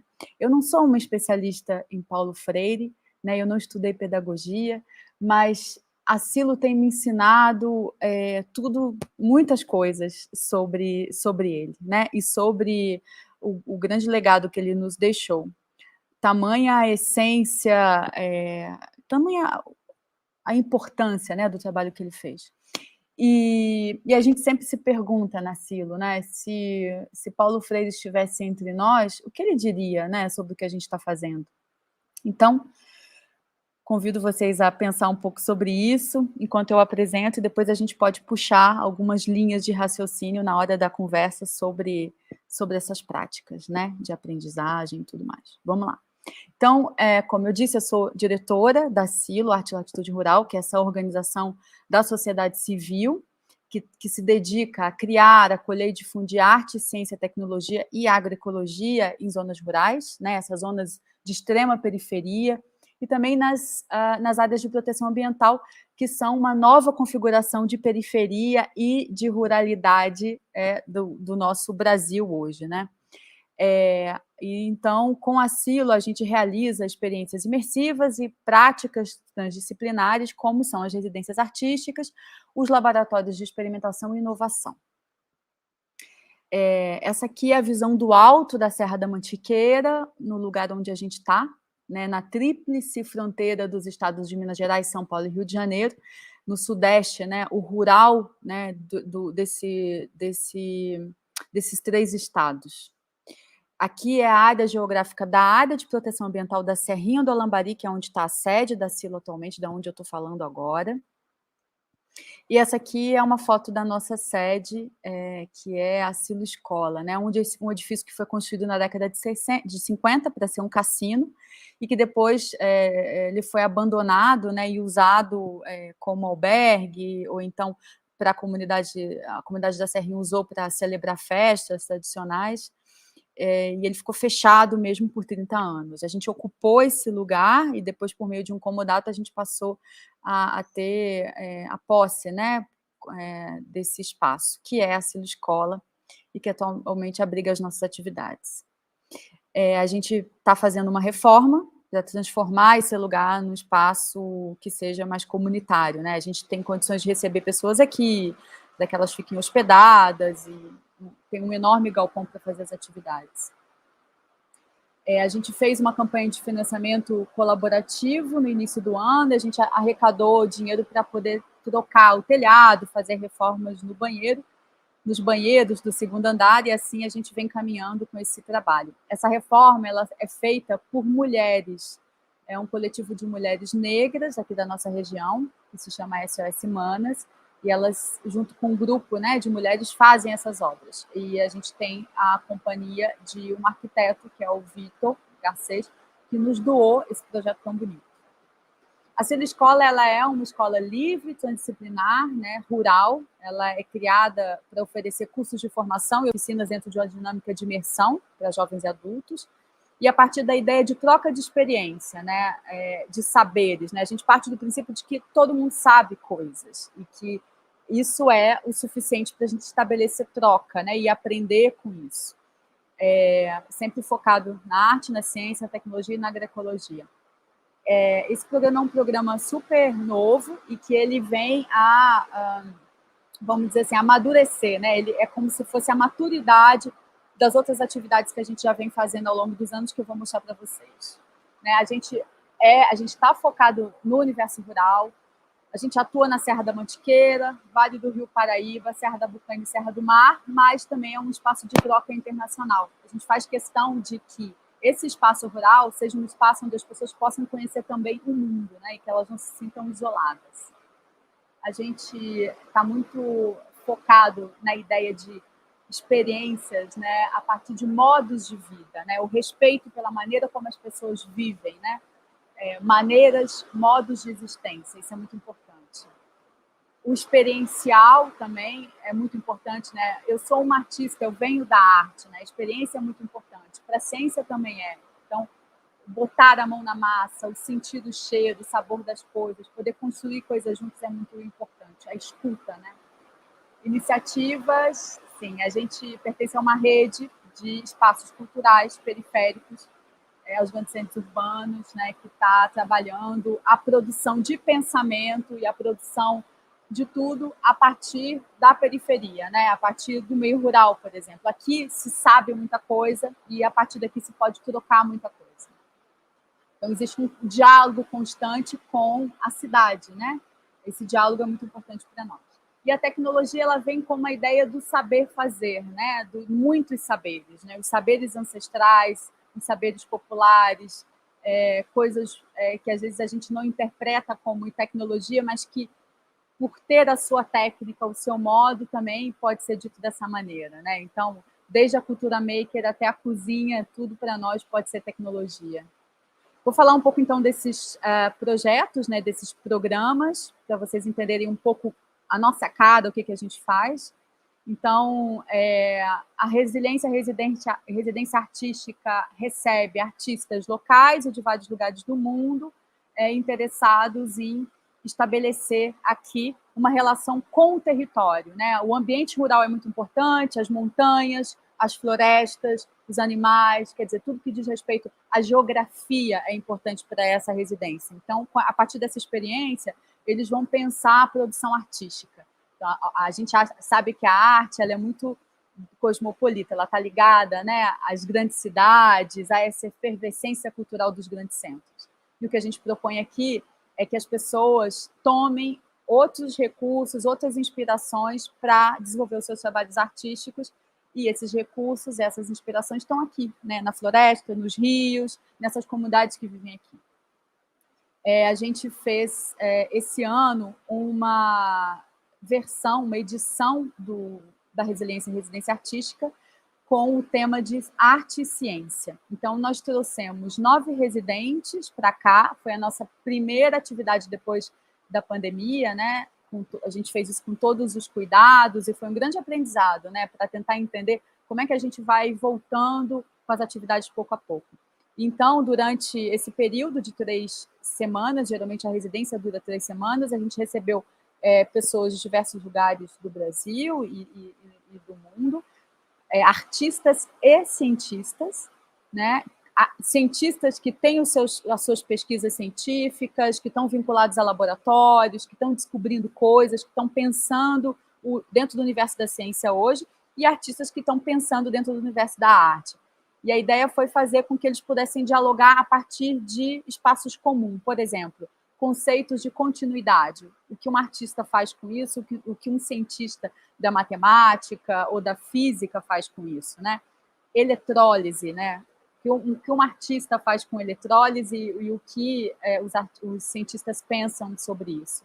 Geologia, enfim, foi uma residência bastante interessante e a gente sempre recebe aqui a comunidade, né? Sempre faz uma amostra final, a gente faz uma publicação e a publicação dessa residência ainda vai ser lançada no início do ano que vem, tá ficando bem bonita. E a amostra final conta com a participação da comunidade da escola local, né? Os jovens vêm para cá e têm uma experiência de uma mistura de feira de arte com feira de ciência, né? Onde eles podem perguntar, os artistas e os cientistas são disponíveis a responder o que eles querem, eles podem usufruir e desfrutar, né, das obras e das coisas que eles estão vendo, e num ambiente que eles se sentem à vontade, né? Porque, às vezes, as crianças daqui, por exemplo, já ouvi relatos de professores de que as crianças vão para o museu no Rio de Janeiro, e o museu é tão incrível, a arquitetura é tão fascinante, a cidade é tão grande, tem tanta novidade que eles até esquecem do que tem dentro do museu, porque tudo chama atenção, tudo é incrível, né? E quando eles vêm para cá, que é aqui um espaço que é vizinho deles, eles já estão acostumados com esse espaço, o espaço não tem nada assim de tão novo, né? O que está novo é o que tem dentro, né? São essas pessoas, o que essas pessoas estão produzindo, como elas estão produzindo e o diálogo que essas crianças e jovens podem estabelecer com esses artistas e cientistas a partir das perguntas que eles sabem fazer, né? Que dizem respeito à vida deles, né? E, bem, um dos outros programas que a gente faz é o laboratório, né? A gente tem 2 versões, uma é uma versão presencial, que se chama Interativos, e a outra é o laboratório de emergência, que é todo virtual. Então, é também um espaço de arte, ciência, de tecnologia, de meio ambiente, e aqui a gente proporciona que as pessoas possam desenvolver projetos de maneira colaborativa. A gente lança uma convocatória, seleciona projetos dentro de uma temática específica. Em 2019 foi, por exemplo, Ciência na Roça. E depois a gente lança uma segunda convocatória mostrando que projetos foram selecionados e pedindo para que colaboradores venham até nós ajudar a levantar esses projetos. Então, os proponentes podem dizer que tipo de perfil eles gostariam, né, de ter dentro do seu projeto. E a gente também, às vezes, oferece para eles alguns perfis novos para que eles possam também se inovar dentro das suas próprias proposições. Então, o importante desse laboratório é que as pessoas cheguem com seus saberes e que elas possam estabelecer troca, focando no desenvolvimento de algo que é importante para elas, né? Elas estão dividindo algo que é importante. Por exemplo, elas podem desenvolver um trajeto cultural e turístico para a comunidade que seja mais sensorial, que esteja conectado muito mais à experiência com a natureza do que com a diversão somente, aquela coisa mais convencional do turismo, né? E juntar, por exemplo, gerações diferentes pensando em como fazer isso. Eles podem também desenvolver, por exemplo, biofertilizantes a partir de elementos, né, da tabela periódica, juntando agricultores com químicos, engenheiros e engenheiras agrícolas, por exemplo, né? E podem desenvolver projetos a partir de dispositivos sonoros que usem, né, os dispositivos, por exemplo, na ciência você tem dispositivos que são bastante caros, então você pode criar esses dispositivos em laboratório que sejam mais acessíveis e mais baratos. Aí você aprende muita coisa com isso. Programação, aprende um pouco de matemática, aprende um pouco de sistemas elétricos, né? E também som. E, bem, as equipes são realmente muito diversas, também de lugares diferentes, daqui da comunidade, de outros países, de outros estados. E o laboratório sempre tem uma diversidade de projetos artísticos, como esse de impressão de fotografia em folhas, projetos sobre observação do céu e educação, né, a partir da observação do céu, e por aí vai. Os laboratórios também oferecem uma versão virtual. Com a pandemia, a gente teve que se adaptar.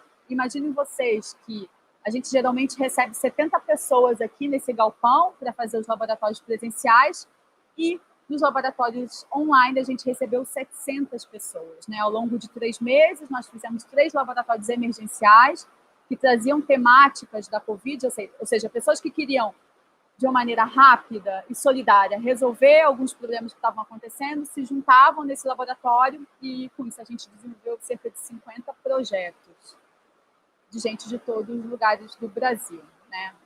Do norte, do sul, do centro. Foi bem bonito e foi uma experiência de muita aprendizagem para a gente. A gente pôde experimentar uma ferramenta nossa numa escala mais massiva, que a gente ainda não tinha oportunidade, não tinha até o momento a oportunidade de fazer.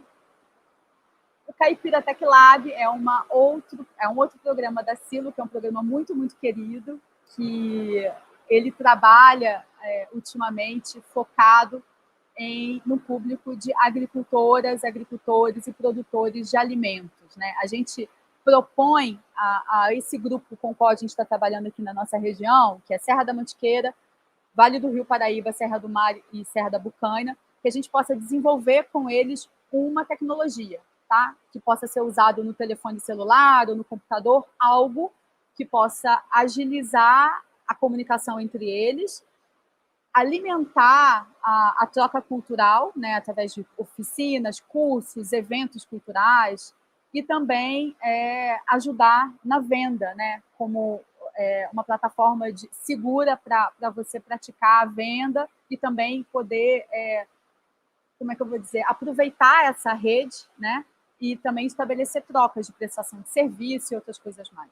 O objetivo principal desse programa hoje em dia é fortalecer a rede de agroecologia de agricultores, de pequenos agricultores, né, da agricultura familiar, e fazer com que essas pessoas tenham ferramentas que elas mesmas estão ajudando a criar, né, e por isso elas vão ser íntimas dessas ferramentas, a gente quer que elas tomem decisões sobre essas tecnologias, para que elas se fortaleçam como uma rede de influência, né, uma influência em decisões políticas das nossas cidades, né, em relação às questões de políticas públicas e também ao destino, né, dessas pessoas que são tão importantes para nós porque elas estão produzindo o nosso alimento. Né? O alimento, a comida de verdade, não é o prato lindo que você está comendo. Por trás dessa comida de verdade tem pessoas. E essas pessoas estão trabalhando duro para poder dar o melhor para que a gente possa se nutrir. Né? Então, a gente trabalha diretamente com eles e é um espaço de aprendizado fantástico, muito bonito. Caipira Tech Lab, agora... Tem mais um minutinho, momento... tá, Cíntia? Desculpa te interromper, só para a gente ir finalizando. Tá certo. Tá certo? Obrigada por avisar. Mas tá lindo o trabalho. Tá certo. O Caipira Tech Lab, ele, nesse momento, está com o curso aberto, né? Faz parte dele uma campanha de divulgação dos produtores, um mapeamento e o curso que eu falei para vocês anteriormente. Eu fecho... contando para vocês de um outro programa que a gente tem, que é a Encontrada, que é o nosso programa feminista, e que, a partir do Encontrada, a gente cria redes muito sólidas de aprendizado e de troca, a partir de uma visão mais de equidade, né, entre as pessoas, né, que fazem parte desse universo que eu estou contando para vocês. Bem, é isso. Era isso que eu tinha para mostrar. Espero que a gente possa conversar depois. Obrigada. Muito obrigada, Cíntia. Que trabalho lindo. Belíssimo o trabalho de vocês. Me deu vontade de conhecer, viu? Acho que eu vou passar uns diazinhos aí com você. Vamos marcar levar meu grupo de alunos lá da EBS para a gente fazer um trabalho legal aí com você. Muito obrigada, Cíntia. Gente, agora nós vamos receber, e eu quero agradecer muito também a disponibilidade do professor José Matarese. Ele possui graduação em Oceanologia pela Fundação Universidade Federal do Rio Grande, tem especialização em Educação e Análise Ambiental pela Universidade Federal do Paraná, é mestre em Patrimônio Cultural e Sociedade pela Universidade da Região de Joinville, é professor titular da Universidade do Vale do Itajaí, onde coordena o Laboratório de Educação Ambiental da Escola do Mar, Ciência e Tecnologia. Tem experiência na área de educação, com ênfase em educação ambiental comunitária e unidades de conservação, arte e educação ambiental, educação patrimonial e atuando em diversos temas, como educação ambiental, percepção ambiental, gestão participativa, dentre outros. E integra o Conselho Consultivo do Fundo Brasileiro de Educação Ambiental. Muito obrigada, José Matarese, pela sua presença aqui e por trazer tantas coisas bonitas que você também tem feito lá no laboratório. Muito obrigada. Está contigo agora. Eu que agradeço, Clélia, Celso, Ine e toda a equipe de apoio deste curso, bem como a Carol, a Cíntia e a professora Michele Sato, que vamos estar hoje dialogando aqui. É uma honra para mim, é uma alegria também poder estar de novo participando desse curso, né? E a minha contribuição, a minha provocação e reflexão vai se dar por um recorte. Na realidade, quando recebi o convite e o foco era essa relação da minha experiência com o meu trabalho específico, né, com algumas metodologias de educação ambiental, de arte e educação ambiental, mas também dialogar com Paulo Freire. Então, foi uma oportunidade daquelas raras que eu tenho de poder fazer um recorte e apresentar com mais profundidade um aspecto, um elemento que é associado à questão da imagem e da palavra, né? Então, eu vou abordar essa temática, utilizando do apoio aqui de uma apresentação. Eu creio que ela já ficará visível aí para vocês. Tá bem? Acho que agora me confirma, Clélia, se está tudo ok com relação a... Está tudo certo. Tudo certo. Tá, porque agora eu estou sem contato visual com o chat e com a equipe, e a grande oportunidade, para mim, foi uma alegria, que é trabalhar um princípio importante para a gente, que é um princípio homeopático, né? Pequena dose, grande efeito, né? Em contraposição à alopatia, né, que é muita dose para pouco resultado, né? O excesso de medicamento. Isso aplicado ao campo educacional é muito importante, e à educação ambiental também, que é fazer um grande resultado com uma potência de ação, uma pequena potência de ação que gere uma potência de resultado enorme, né? E isso a gente vem buscando e tem me animado um pouco no campo da educação ambiental, e eu encontro uma forma de fazer isso através da Trilha da Vida, que é uma abordagem metodológica de formação em educação ambiental, que me acompanha aí ao longo de mais de 20 anos, né? Então, tem a ver com a minha trajetória de vida, de projeto de vida pessoal, mas também profissional, e como artista educador ambiental, né? E dialogando sempre com Paulo Freire, né? Aqui tem alguns meus contatos, depois eu posso deixar também, encaminhar pelo chat ali. E a Trilha da Vida, ela é composta por três instalações de arte. É um ciclo de formação em educação ambiental, com um processo também vivencial e experiencial e imersivo, de no mínimo 30 horas. Também temos um espaço rural, que é parceiro nosso aqui no interior de Camboriú, um ecomuseu também, numa casa centenária, que é a memória e identidade da comunidade, E nesse local a gente recebe grupos, sempre trabalhando com grupos e processos imersivos, e que desdobra-se, né, em uma série de um percurso formativo com um conjunto de linguagens e expressões, né, e de produção de conhecimento pertinente dentro do princípio da ecoformação. Então, a Trilha da Vida é a primeira instalação de arte criada, e ela ocorre numa área natural de qualquer um dos biomas brasileiros. Ela pode ser implementada, muito pensada para unidade de conservação, e ela reflete a identidade e a biodiversidade e a diversidade cultural daquele local, daquele bioma, né?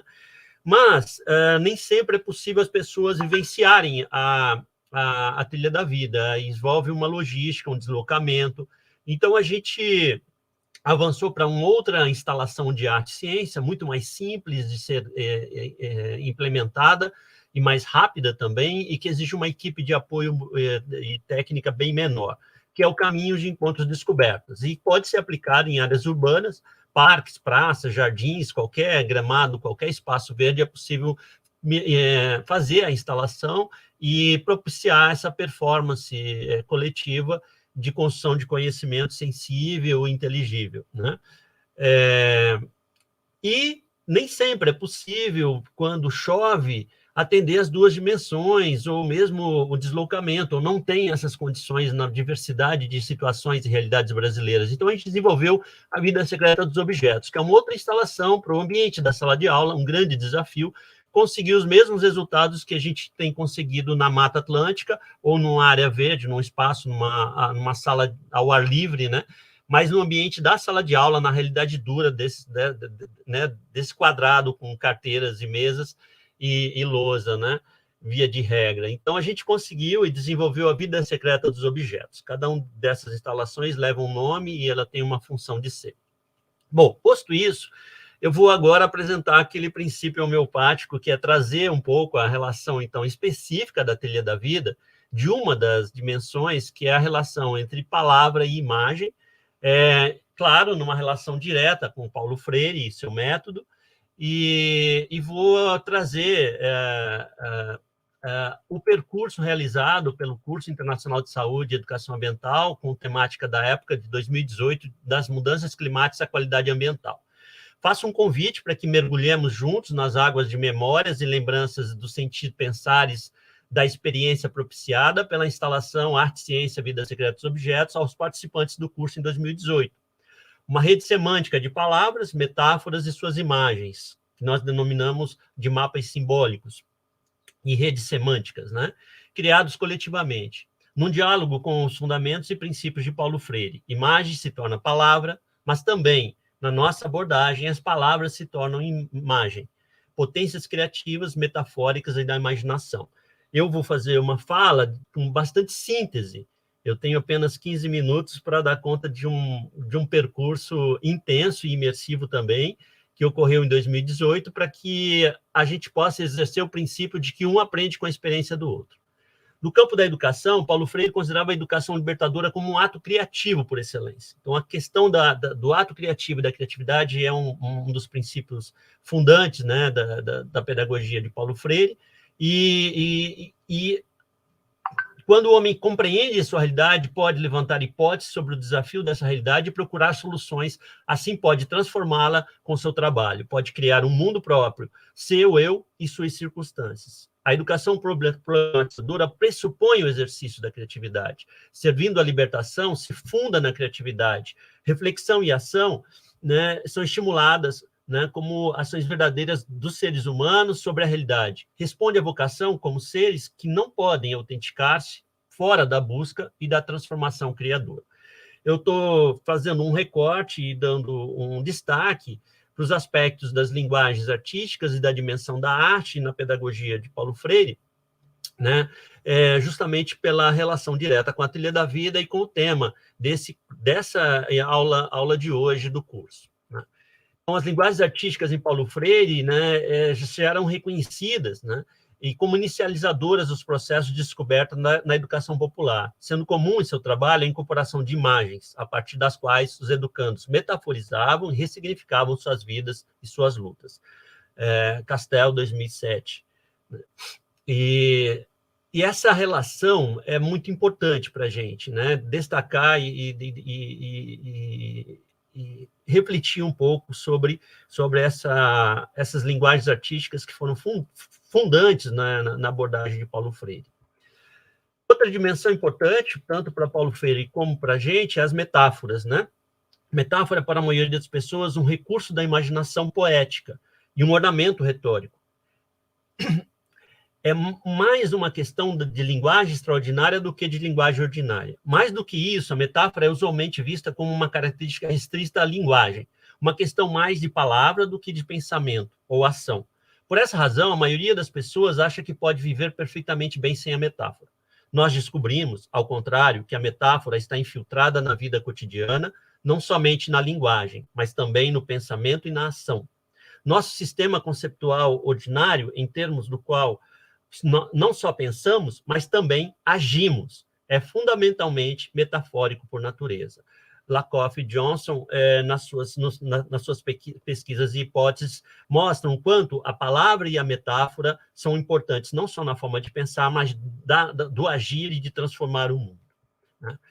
E aí eu trago uma referência importante também do conceito de experiência, né, de Jorge Larosa, nota sobre a experiência. Oi? Querido, só um minutinho. Sabe essa barra de ferramenta que está dizendo? Tá ótimo. Bota só ocultar. Isso, obrigada. Fiz, obrigado. Tá? É apenas um recorte também de uma dos elementos que Larosa vai destacar sobre as palavras, né? E isto a partir da convicção de que as palavras produzem sentido, criam realidades e, às vezes, funcionam como potentes mecanismos de subjetivação. Eu creio no poder das palavras, na força das palavras. Creio que fazemos coisas com as palavras e também com as palavras fazem coisas conosco. As palavras determinam o nosso pensamento, porque não pensamos com pensamentos, mas com palavras. Não pensamos a partir de uma suposta genialidade ou inteligência, mas a partir de nossas palavras. E pensar não é somente raciocinar, ou calcular, ou argumentar, como nos tem sido ensinado algumas vezes, mas é, sobretudo, dar sentido ao que somos e ao que nos acontece. E metáfora e palavra também liga a arte e ciência. É outro elemento chave da nossa abordagem, pois a invenção nos aproxima de estruturas heterogêneas, é a base potente de efeitos de verdade em várias áreas da prática social. Gautier, que também é referência para sociopoética, né? Então, um aprende com a experiência do outro. E eu vou apresentar aqui, então, 3 redes semânticas da experiência em 2018, e vamos ver o que nós aqui hoje, né, passados esses anos, e estando aqui mediado por essas tecnologias, podemos aprender com a experiência ocorrida lá na Fiocruz em 2018. Uma das redes semânticas construídas e resultadas desse percurso de experimentação estética e de exercício de linguagens artísticas é essa, né? É uma produção coletiva de um pequeno grupo e que construiu uma rede de sentido e significado nas relações entre as palavras. É um outro ponto-chave também. Trabalhar com a dimensão das relações. Isso aumenta a potência semântica e de possibilidade de compreensão e leitura não só dos significados das palavras, mas também de leitura de mundo. Então, confiança se relaciona com troca, gera criatividade, aprofundar, imaginação, imaginário, simplicidade, vulnerabilidade, receio, revelação, emoção, lembranças. Esse é um universo semântico que já é uma síntese de todo um percurso de produção de narrativas ao longo das vivências e das performances dentro da oficina Vida Secreta dos Objetos. E é pedido para o grupo construir uma nova síntese agora, né? Qual palavra poderia dar conta de todas essas na compreensão e que faça sentido para aquele grupo? E o que veio foi dissolução. né? Isso permite várias análises e reflexões, tanto do ponto de vista da ciência como da arte, né, ou das questões socioambientais. Vamos para uma outra rede semântica. Lembrança, desperta emoção, faz aprofundar, revela, sensação, receio, através, vulnerabilidade, leva à simplicidade, desperta imaginário e a imaginação, libera criatividade, facilita a troca, que resulta em confiança. E como síntese, criação. E é pedido, então, para que eles produzam uma imagem dessa rede semântica, represente de forma simbólica e metafórica, né, imagens que deem conta de toda aquela complexidade semântica produzida a partir que veio da vivência e da história muito pessoal de cada um. Aqui, nós já ampliamos e invertemos um pouco o sentido. Agora, as palavras dão origem às imagens, né? E não o contrário, como vão ver logo mais adiante, que está a partir de uma outra obra importante também, associada a Paulo Freire. Aqui nós temos um outro mapa simbólico, né? Uma outra representação metafórica, às vezes muito criativa, inventiva e surpreendente, ou às vezes surreal, vamos dizer assim, e que também tem um conjunto semântico associado, e aqui, inclusive, mostra as relações pontilhadas por caminhos, né, entre elas, e como isso se deu numa roda dentro de sala de aula ou no ambiente externo. E a palavra síntese é agradecimento, né? E eu já vou indo para os meus agradecimentos já, espero que dentro do tempo. A necessária e urgente capacidade de se indignar, a necessária desobediência diante do genocídio e ecocídio em nosso país, motivou também a uma busca por expressão, né, onde eu e minha companheira estamos isolados aqui desde o início dessa pandemia. Então, através da arte, podemos nos expressar um pouco nessa capacidade de se indignar e exercer a desobediência civil no momento mais dramático da nossa história, né? E é possível, e foi possível fazer isso através desse projeto de performance, instalação e fotografia, desenvolvido pela fotógrafa Jacqueline Huffens, né?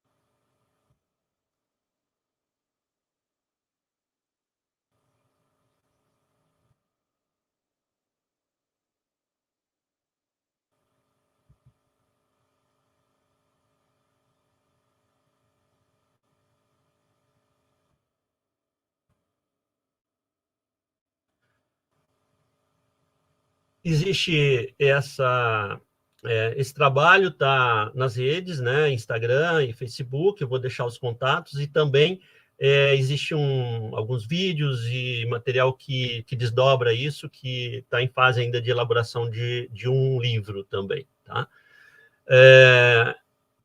Aqui estão as referências, eu não vou me ater aqui, mas eu vou dar e disponibilizar, quem tiver interesse, e deixar também à disposição da coordenação do curso, né, essa apresentação. E um outro trabalho desenvolvido pela fotógrafa Jacqueline Huffen, de inventário de uma época, se deu bem mais no início da pandemia e no momento de uma grande situação dramática e de necessidade de se expressar, né, uma situação que nós estávamos chegando ao número de 100 mil mortos pela pandemia no Brasil.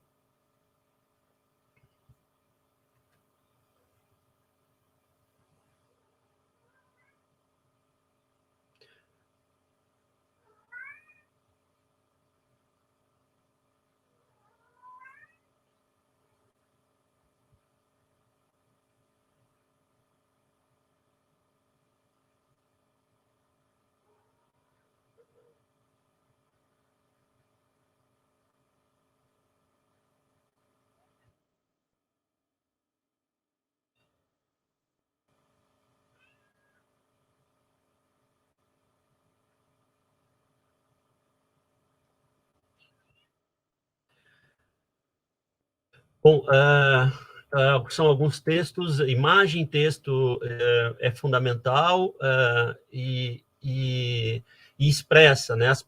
Aqui eu não vou tecer maiores comentários nesse momento. Eu creio que o que foi mostrado diz muito, né? E quero fechar, então, essa intervenção, breve intervenção aqui, com uma outra referência, né, do artista Jonatas de Andrade, na 29ª Bienal de São Paulo. Aqui está o site oficial dele. Em específico, a obra, instalação Educação para Adultos, de 2010, no qual o ponto de partida do projeto é uma série de 20 cartazes educacionais impressos na década de 70 e utilizados pela mãe dele enquanto professora da rede pública de ensino nos anos 80 e 90. Né? Utilizando os conceitos e procedimentos do método Paulo Freire de alfabetização, os cartazes foram base para uma série de encontros diários com grupos de analfabetos durante um mês. O percurso das conversas de cada dia se tornava pauta fotográfica para novos cartazes criados pelo artista, que voltavam para as conversas, criando uma espécie de engrenagem artístico-educacional. Né? E aqui tem mais detalhes sobre essa obra, e o que eu quero mesmo é deixar aqui uma referência de como imagem e palavra é fundante na abordagem de Paulo Freire, e assim também o na abordagem metodológica Trilha da Vida. Então, finalizo com uma referência a esse trabalho do Jonathan Andrade. Matarese, que linda essa imagem, ficou muito bonito, muito, muito lindo o seu trabalho lá na Trilha da Vida, o seu trabalho aí no seu sítio, no sítio que vocês trabalham, muito bonito, realmente. E, ao final, ele também faz essas intervenções nas ruas e nos muros, né? Olha, isso que legal. Muito a questão do pós-doc da professora Michele. Gostaria muito de poder ampliar esse diálogo com ela também, nessa perspectiva aí. Olha que legal. E assim, como tem sinergia hoje no nosso grupo dos nossos convidados, né? Todos falando uma linguagem muito universal, que é o símbolo, né? O simbólico. Finalizo com na Escola Municipal de Talentos. Eu acho que nada mais potente do ponto de vista, né, do que é revolucionário em Paulo Freire, para a gente resistir e se reinventar a partir daí, a partir do nosso talento mesmo. Tá? Meus contatos, agradeço também a professora Nádia Carvalho Lamas e Marilúcia Nescarelli, minha orientadora e coorientadora no doutorado. Maravilha, professor. Que maravilha tê-lo aqui. Bravo. Obrigada. Viva a arte. Viva a arte. Tereza, muito obrigada. Eu não sei como interrompe agora. Deixa com a gente. Só retirar aí. Não se preocupe. Vai lá no xizinho. Acho que já tirei. Isso. Obrigado. Tá? Daqui a pouco você espero volta não ter passado do perguntas. Tempo. Isso. Agora não, a gente... só um pouquinho, não tem problema.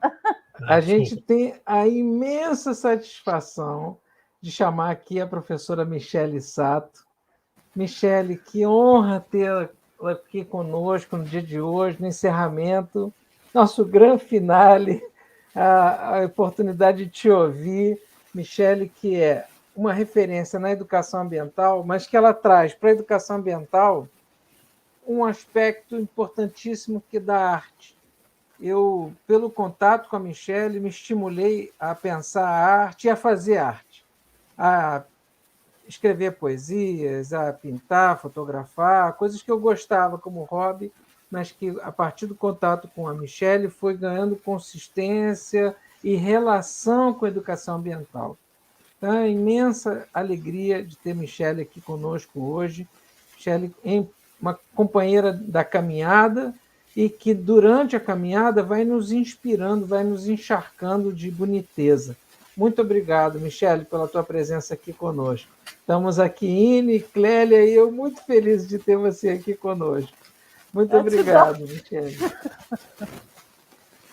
Eu agradeço, Ine, a forma poética de você começar, nos convidar para se envolver. Clélia, agradeço também pelo suporte da Fiocruz, importante na minha travessia desse pós-doc.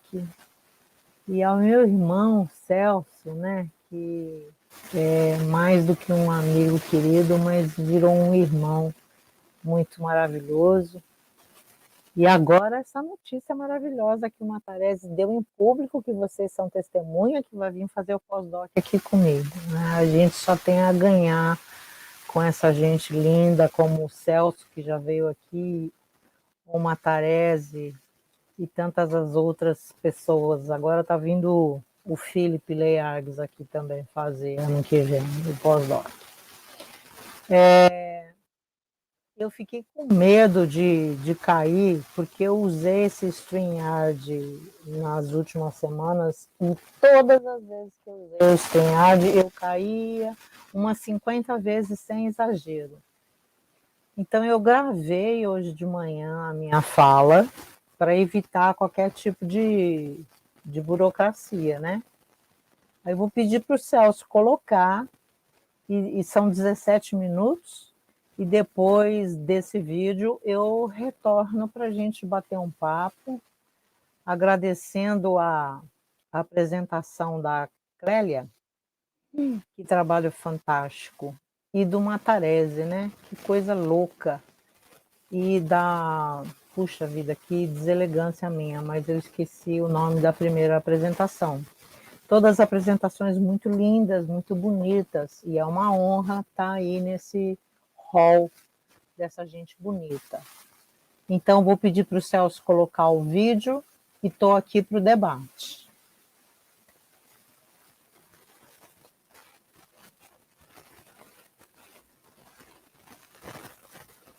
Maravilha, vou colocar aqui já o vídeo. Enquanto isso, já vou pedindo aqui para os companheiros e as companheiras que nos acompanham aqui pelo YouTube, para irem fazendo suas perguntas, ponderações, por conta do fato de que hoje a gente vai ter a apresentação da cantora Indiana Noma fazendo tributo a Mercedes Sosa daqui a pouco.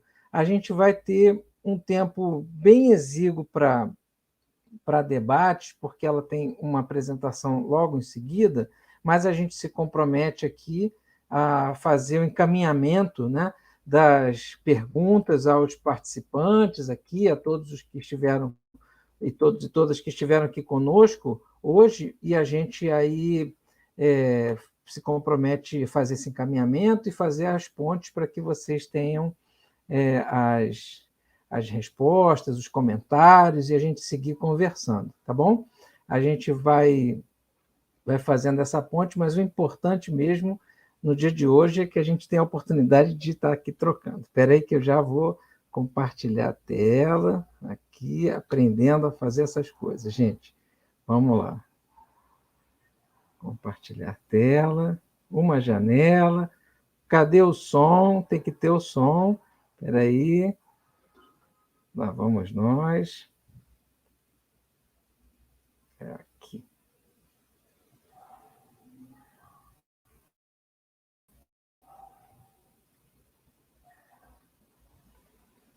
Espera aí. E a convite do Celso Sanches e o pessoal do GEASUR e da Cruz, estou hoje aqui para falar sobre Paulo Freire e educação ambiental.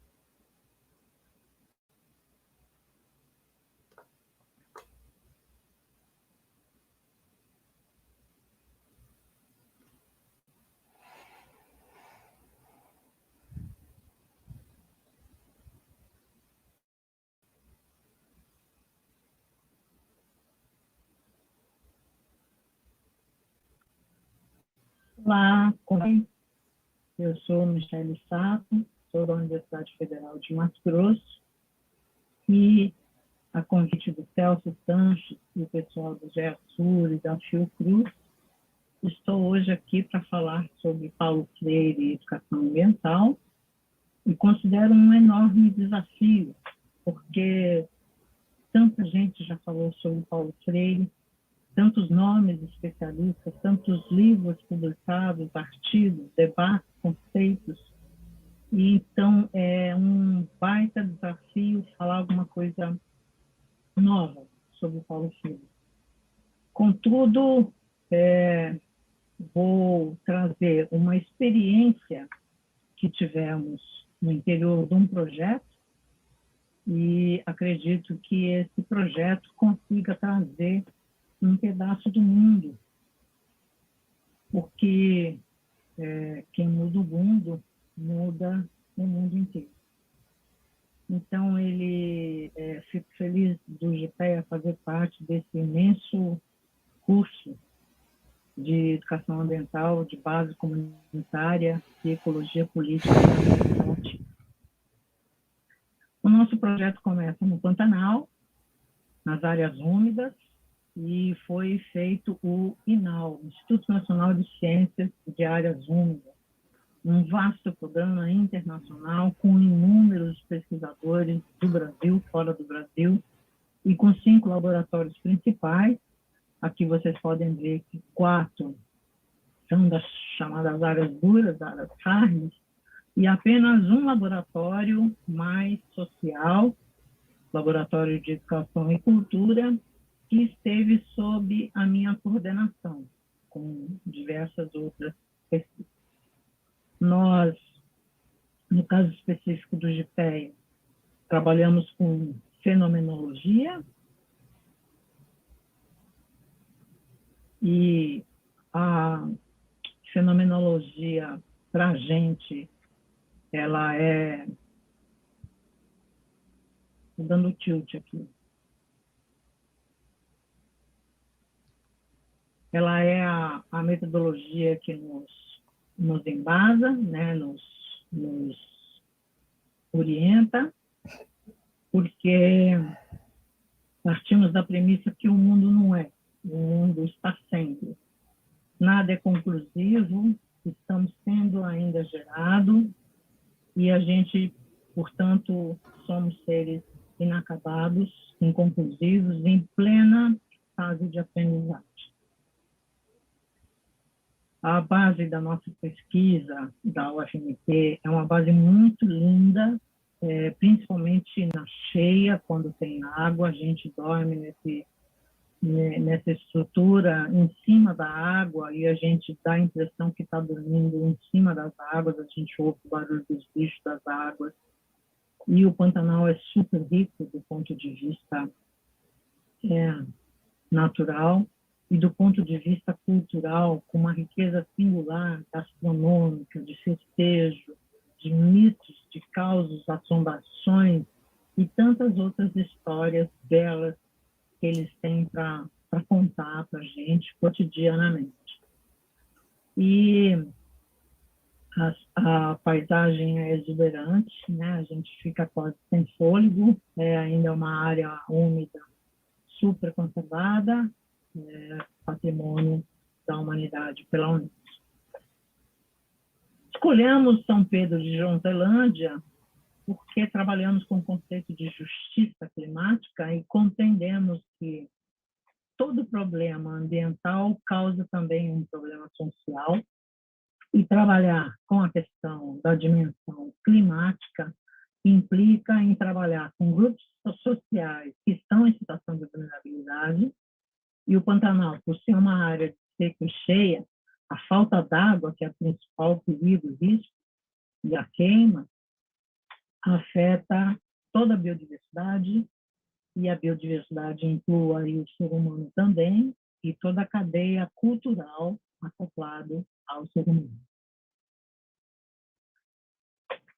Hoje, com um especial foco, eu quero trazer minha doce e querida amiga, Nimara Quadros, que foi minha orientanda no doutorado, foi minha orientadora, foi minha professora, foi minha aluna, foi minha amiga.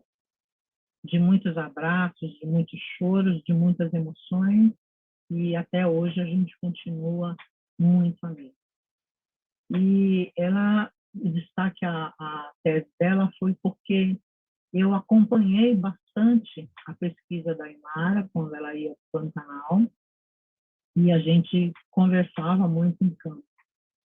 E acabou que ficou uma pesquisa do grupo mesmo, que esse é o perfil do GPE, né? A gente faz pesquisa em grupo, não é pesquisa só da Aymara, embora ela fosse a maior responsável por isso.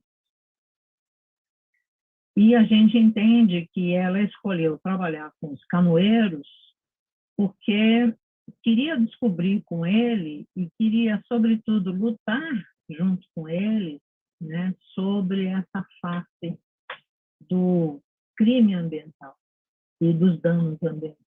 E, com certeza, os canoeiros seriam bastante atingidos. Os canoeiros, nós fomos fazer uma oficina com eles, demora cerca de 3 dias para fazer uma canoa. Então, hoje a gente sabe com quantos paus fazer uma canoa, é um pau só. Nós fomos até a escolha do dia, os canoeiros conseguem conversar com a natureza, e eles entendem o signo, e eles sabem que dia que é melhor, é um dia úmido, que amolece a madeira, e que faz com que o corte seja mais rápido e mais certeiro. Eles usam um negócio chamado pó de pilha, que é altamente tóxico, mas eles usam. Eles pegam um barbante e colocam esse pó de pilha, e eles demarcam a árvore numa matemática perfeita, né, que vai mostrando aonde cortar e aonde o machado deve sair, que é um movimento síncrono de vai, de vem, de um canoeiro cortar, retirar, o outro vem logo depois. É um movimento assim maravilhoso e que, na opinião da Aymara, não se tratava de um simples fazer canoa, mas de um movimento, de uma escultura de arte, que depois se transformaria não só num transporte nas águas, mas também uma expressão da cultura, conduzindo todos os aspectos da natureza. Aí, logo depois, a gente vai percebendo que a canoa vai tomando jeito, esse processo é mais rápido. Aí eles tiram a canoa desse lugar que ele escolheu, né? Aqui o canoeiro vai levando. E o mais demorado são os detalhamentos, e eles têm um monte de instrumentos que não tem nome para a gente. A Aymara sabe, mas eu não sei o nome de vários instrumentos que eles criaram, eles produziram, porque eles sabem que tipo de ferramenta é bom para fazer isso, para cavocar um pouco mais curto, para ir um pouco mais longe. Então, eles chamaram o ferreiro ajudou, e eles fizeram diversos instrumentos para terminar essa canoa, né? Então, com certeza, ninguém é superior a ninguém. Nós sabemos coisas diferentes, a gente sabe algumas coisas, os canoeiros sabem alguma coisa. Contudo, um dos canoeiros, Gonçalo, ele estava junto com a gente, mas eu percebia que ele era muito tímido e que, quando ele olhava para mim, ele baixava a cabeça. E ele quase não queria conversar, os outros canoeiros eram mais conversadores. E até que um dia ele tomou coragem e ele falou para mim: professora, eu sou analfabeto. Tipo assim, vou falar logo de uma vez, assim, espanta e seja o que Deus quiser. Eu não sei ler nem escrever, mas eu tinha muita vontade de ler a Bíblia. Então, comecei a ler sozinho, a arriscar. Achei tudo muito difícil, mas eu acho que hoje eu consigo ler um pouquinho a Bíblia. Naquele momento eu olhei bem para ele e falei: olha, Gonçalo, eu acho que você não é analfabeto, você é ágrafo. Embora eu tenha usado a mesma lógica da negação, analfabeto, ágrafo, a palavra analfabeto, ela traz um estigma muito forte, né, de ignorância. E só pelo fato de ter mudado o substantivo da coisa, ele já ficou, eu percebi que ele já ficou contente. Eu falei: olha, eu sou uma doutora da UFMT e vim aqui aprender como se faz uma canoa. Quem sabe fazer a canoa é você. Você tem a leitura da natureza, você tem a leitura do mundo que eu não tenho. Então, você faz a leitura, né? Com outras formas diferentes,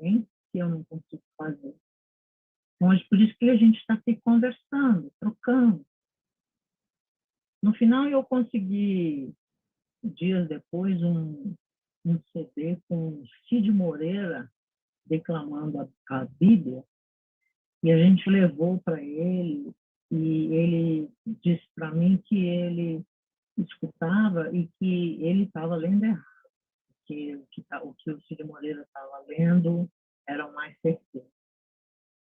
No final, a gente acabou alfabetizando esse moço, né, esse canoeiro, e foi muito bonito à noite, quando a gente estava na pousada, e ele bêbado, tomando a Jamel, e ele falava para todo mundo que ele não era analfabeto, que ele sabia fazer a leitura do mundo. Professora, o que eu sou? E eu dizia, ágrafo. Aí ele falou, tá vendo? Eu não sou analfabeto, eu sou ágrafo. Ele sabia falar a palavra, mas ele me chamava porque, de uma certa forma, eu, professora da universidade, certificava que ele sabia fazer a leitura do mundo, que o Paulo Freire tanto nos ensinou.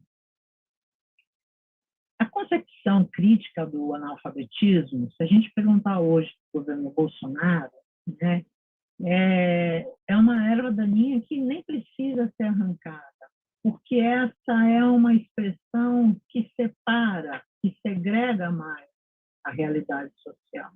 E é isso que os capitalistas querem, essa segregação econômica, essa segregação cultural. Então, não tem nenhuma vontade de fazer nenhum processo efetivo de alfabetização, principalmente alfabetização de adultos.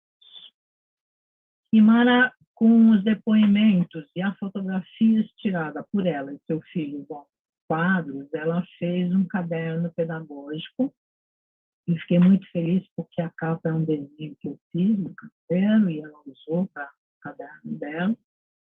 E ela levava o caderno, lia para eles, porque já que eles não sabem ler, então ela lia, e aí ela perguntava como é que tinha que ser ali, se o nome do instrumento estava correto, se a ordem era aquela ali, se eles concordavam com aquele caderno. Muitas vezes a gente levava a palavra pronunciada errada e a palavra corrigida e perguntava para eles, e 110% das vezes eles sempre querem corrigem, porque o preconceito contra as pessoas que falam errado ainda é grande no Brasil. E nós publicamos esse caderno pedagógico pela UFMT, colocando o nome de um canoeiro que não sabe nem ler, nem escrever, mas que tem um caderno publicado pela UFMT. Partindo da premissa que há um diálogo de saberes, que pode não ser um saber escrito, mas é um conhecimento que foi construído junto entre o Gipéia e esses canoeiros, com muita sensibilidade, condução pela imagem. E, de fato, não há saber mais, nem há saber menos, né? Esse diálogo é na perspectiva da simetria. E aí a gente pegou esse caderno e foi fazer promoção de formação na escola. E nós trabalhamos muito com a política pública da SEDUC, que é Projeto Ambiental Escolar Comunitário, tentar não dividir a escola da comunidade, mas o contrário, fazer com que a escola perceba o que é a comunidade e construir um currículo mais significativo. Então, nesse sentido, nós colocamos o caderno como material pedagógico, e aí muitos ficaram encantados porque viram tio, tia, parente, gente conhecida no livro da escola, né? Aí convidamos o canoeiro para dar uma palestra, e os canoeiros, pela condição de vida, eles não querem que os filhos sejam canoeiros. Na verdade, eles querem que os filhos estudem na capital Cuiabá, ganhem dinheiro, tenham uma vida diferente que eles. Contudo, depois da aula, você via algumas expressões muito interessantes de eu vou ser canoeiro quando crescer. Então, eu acho que quando a gente consegue fazer essa proeza, a gente mostra que ensinar não é só transferir conhecimento, mas é criar um conjunto colorido de possibilidades que essa nossa produção, essa nossa construção é extremamente coletiva, respeituosa, sensível e do local, né? Uma aprendizagem bastante significativa. frase do Paulo Freire, que eu acho que demarca um pouco o final da nossa história. A gente tem que lutar para tornar possível o que ainda não é possível. Isso faz parte da tarefa histórica de redesenhar e reconstruir o mundo. Como dizem um ditado, né, os ditados populares, o possível é fácil de fazer, o impossível a gente tem que batalhar para fazer. Frente a esse colapso climático, frente a esse colapso econômico, em especial a esse colapso social, político, que o mundo hoje atravessa, em especial o Brasil, a palavra de Paulo Freire só pode ser essa nossa tarefa histórica de tentar redesenhar o novo. Muito obrigada e um grande abraço para todos. Obrigada, Michele. Que vídeo lindo e emocionante o trabalho que você vem desenvolvendo aí no seu território. E eu fiquei muito, muito feliz e muito emocionada com o Canoeiro, né? Que potência, que homem, que deve ter sido, que oportunidade linda foi para você conhecer essa pessoa, provavelmente, né? E conviver com esse grupo, né, de pessoas maravilhosas dessa comunidade. Ô, Michele, muito obrigado por você estar com a gente. Eu fico tão honrado. Aproveitar para mandar um beijo para a Imara, essa grande Ela tá artista. aqui no YouTube. No chat, né? Eu vi uma mensagem dela, mas ela já tinha visto, ela ficou muito emocionada e agradeceu e mandou um abraço para vocês três. Ai, que bom. Obrigado, Imara. Michele, nós é que agradecemos. Obrigado. Michele, esse trabalho é que eu tive a oportunidade, gente, de ser da banca.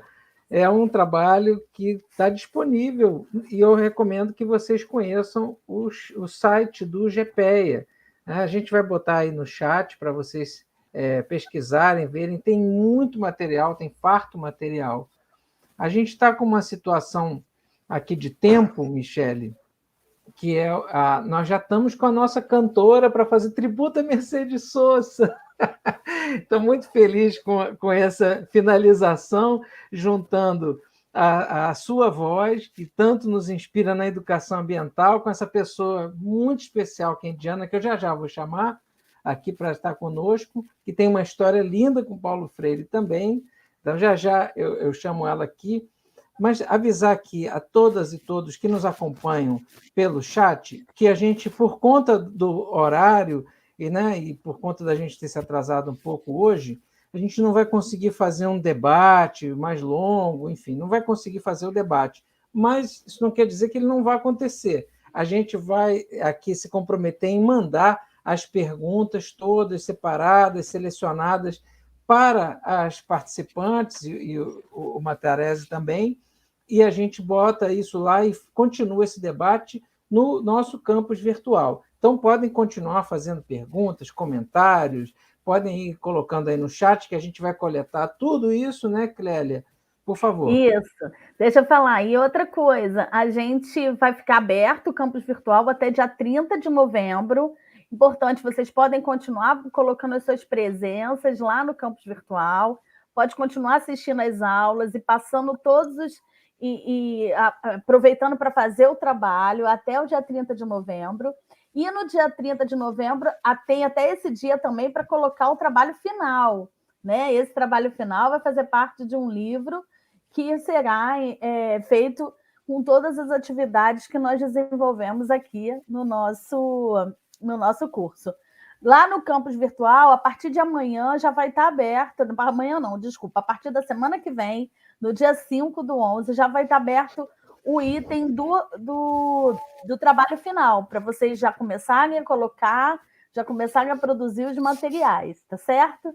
Só para fazer essa lembrança, porque a gente está chegando ao fim de hoje, né? Agradecer a todos os nossos convidados. Muito obrigada, Cíntia, José Matarese, Carol, Michele e os nossos companheiros Ine e Celso. Muito obrigada. né? Foi maravilhoso fazer esse curso, estar aqui com vocês. Cíntia, Matarese, Michele e Carol, vocês vão receber as perguntas, por favor, e depois, se puderem responder, a gente vai colocar lá no fórum do grupo, tá? E desculpa por hoje esse incômodo, essa situação, mas a gente está tão emocionado que acabamos, né? É a nossa última, né? Nossa última atividade síncrona. Mas vamos lá. Então, apresente a nossa cantora Isso. linda, maravilhosa. Muito obrigado, Carol, Matarese, Cíntia, Michele, um beijo. Beijo. Gente, tenho a imensa satisfação de chamar aqui a minha irmã, minha companheira de luta, de caminhada, para mim, a maior cantora que eu conheço, Indiana Noma. Indiana, muito obrigado por você estar aqui com a gente. Indiana tem vários encontros aqui com o GEASUR. Indiana é do GEASUR. Indiana faz parte do GEASUR, é parceira nossa aqui em várias caminhadas e tem várias histórias em comum. A gente se encontra pelas salsas, porque vocês estão diante de uma cantora de música caribenha, latina, de salsa, que inclusive é uma das participantes do movimento das mulheres negras da América Latina e do Caribe, está sempre nas redes dessas mulheres, cantando com elas, né, na luta com elas. A Indiana também tem uma história com Paulo Freire. Ela conheceu Paulo Freire através do pai dela, que é Clodomir Moraes, um importantíssimo intelectual que tem um livro sobre a história de Paulo Freire, Cenários de Libertação, que está sendo reeditado agora pela Expressão Popular. Então, são muitos encontros, também com a mãe da Indiana, que esteve na Nicarágua, terra da minha mãe, fazendo a luta pela alfabetização do povo da Nicarágua. Então, Indiana, minha irmã da vida, da luta, muito obrigado mais uma vez por você estar conosco, você sempre tão solidária conosco. Viva a arte, viva a música, viva Mercedes Sosa, que na sua voz ganha sementes, umas sementes para serem semeadas nesse mundo com arte, poesia, com música. Muito obrigado, Indiana, por você estar conosco mais uma vez.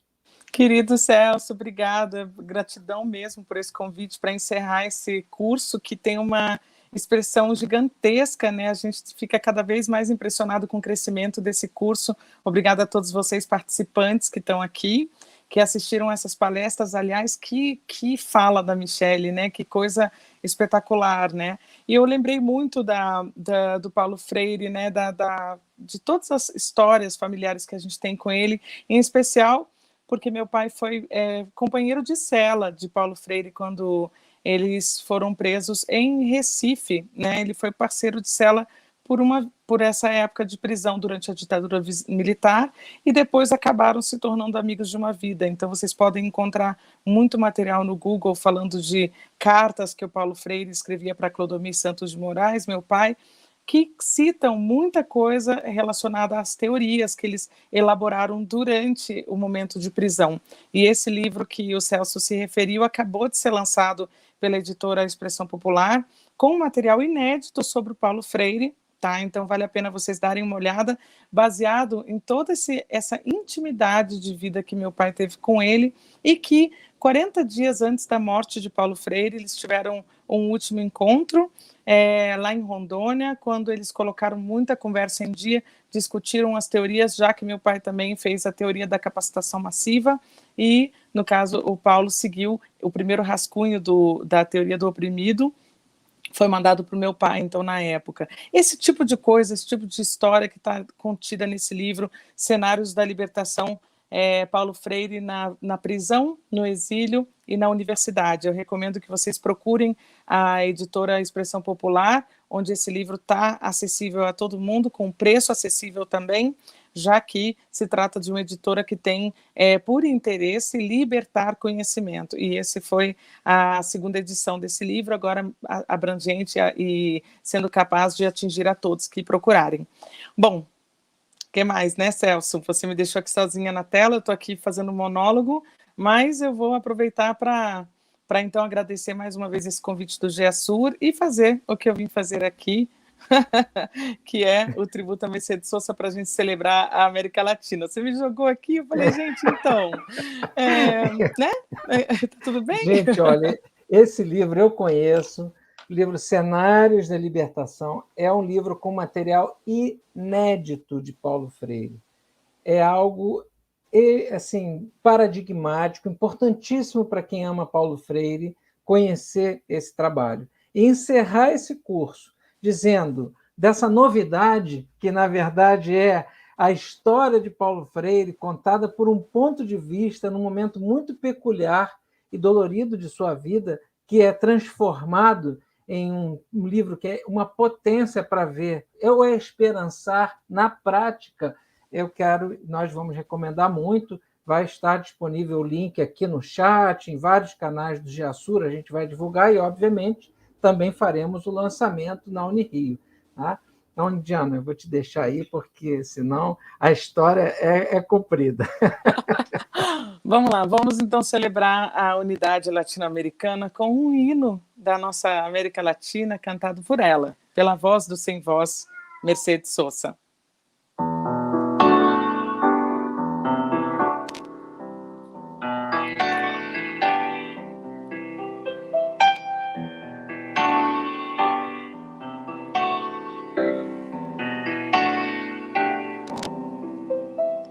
Salgo a caminar por la cintura cósmica del sur, piso en la región más vegetal del viento y de la luz.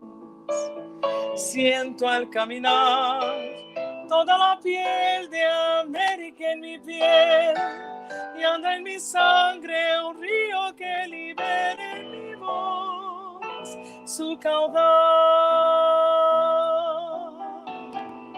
Sol de Alto Perú, Prosto Bolivia, estaño y soledad. Un verde Brasil besa mi Chile, cobre mineral. Subo desde el sur hasta la entraña, América y total, pura raíz de un grito destinado a crecer y estallar. Todas las voces, todas las manos,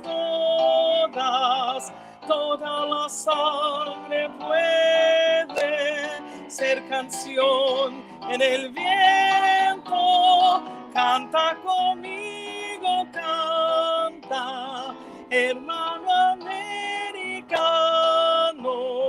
libera tu esperanza con un grito en la voz, la voz.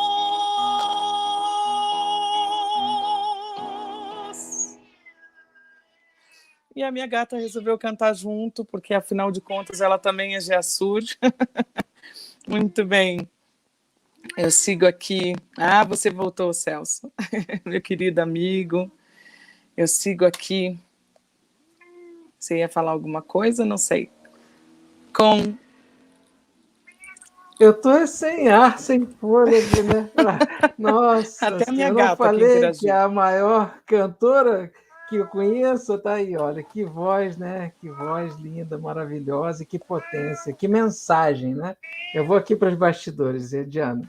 Valeu. Eu deixo vocês, então, agora com a canção que a gente estava falando agora, né? A nossa querida Michele falando da importância da cultura, né? Da gente entender também a sabedoria da cultura, e aqui eu homenageio, então, o nosso querido Victor Hara, na canção de Horácio Guarani, falando sobre a importância da cultura continuar existindo e sendo valorizada. Afinal de contas, a cultura conta a história do nosso país. Se o cantor se cala, a vida se cala. Essa é a música em homenagem ao grande Victor Hara.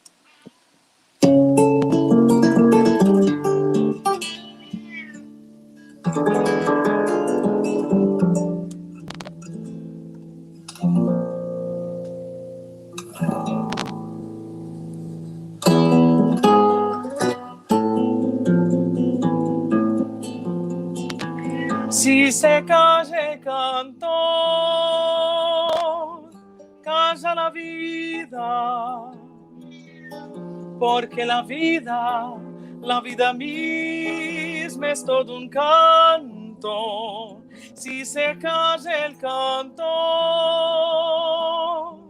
muere de espanto la esperanza, la luz y la alegría. Si se calla el canto, se quedan solos los humildes gorriones de los diarios. Los obreros del puerto se persignan. ¿Quién habrá de luchar por su salario? ¿Qué ha de ser de la vida si el que canta no levanta su voz en las tribunas por el que sufre, por el que no tiene ninguna razón que lo condene a andar sin manta?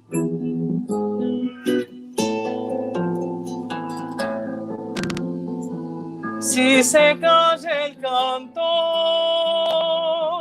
muere la rosa. ¿De qué sirve la rosa sin el canto? De ver cantos de luz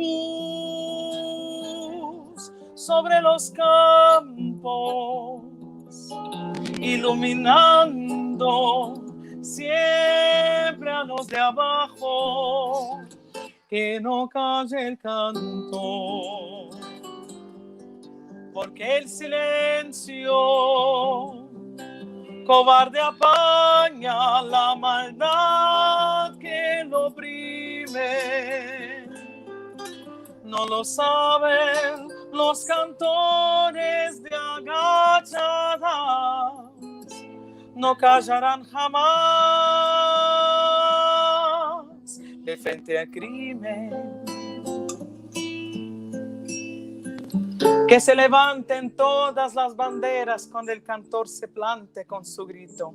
Que 1000 guitarras desangren en la noche una inmortal canción al infinito.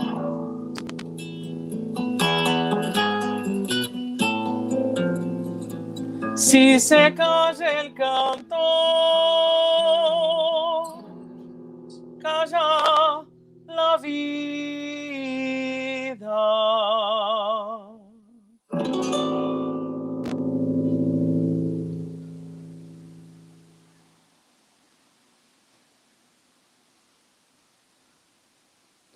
A próxima canção é também para a gente se lembrar que dando as mãos uns aos outros, a gente consegue vencer qualquer coisa. Eu tenho tantos irmãos que não os posso contar.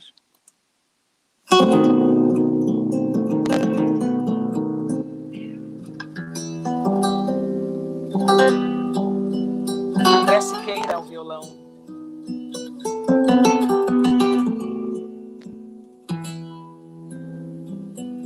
Yo tengo tantos hermanos que no los puedo contar. En el valle, en la montaña, en la pampa y en el mar. Cada cual con sus trabajos, con sus sueños, cada cual con la esperanza delante, con los recuerdos detrás. Yo tengo tantos hermanos que no los puedo contar.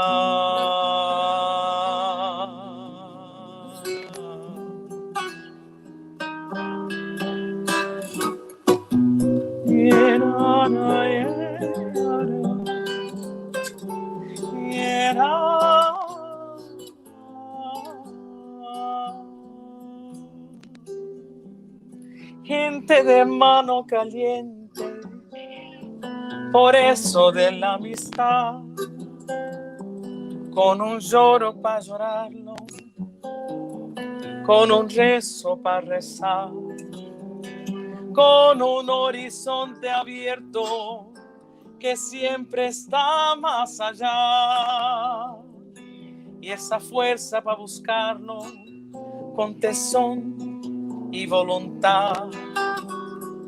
Cuando parece más cerca, es cuando se aleja más. Yo tengo tantos hermanos que no los puedo contar.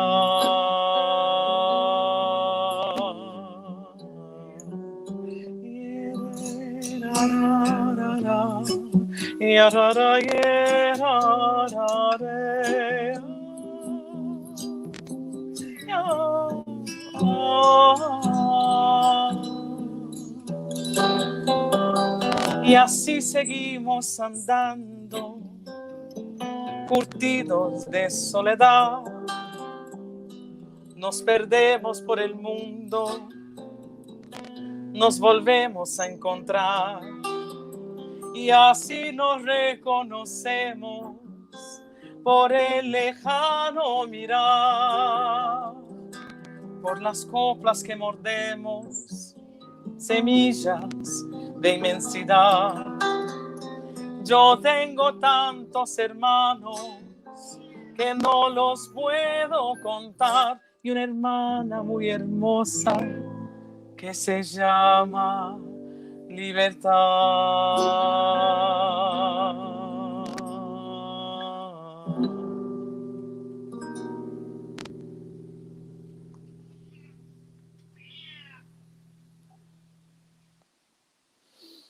Muito bem. Acho que essa é uma das canções mais emblemáticas da América Latina. E essa próxima fala sobre o poder da gente ser resiliente, da gente transmutar aquilo que não faz sentido, mudar a visão, a perspectiva sobre o mesmo olhar. Os compositores Félix Luna e Ariel Ramírez compuseram uma música baseada numa tragédia, a morte e o suicídio da grande poetisa Alfonsina Storni, radicada na Argentina, e que, num ato de desespero por descobrir que tem um câncer de mama, resolve caminhar até o mar e lá afogar suas dores. O povo do mar a recebe em festa, celebrando a grande poetisa, a grande poeta, que para eles escreveria a partir de então. Alfonsina Storni é recebida em festa, e o recado é para viver o hoje, sem olhar para frente, sem olhar para trás, mas sempre olhando o agora.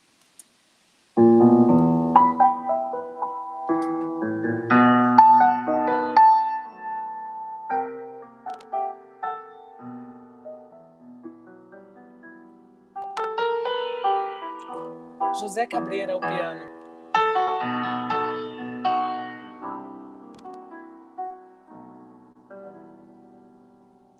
Por la blanda arena que lame el mar, su pequeña huella no vuelve más.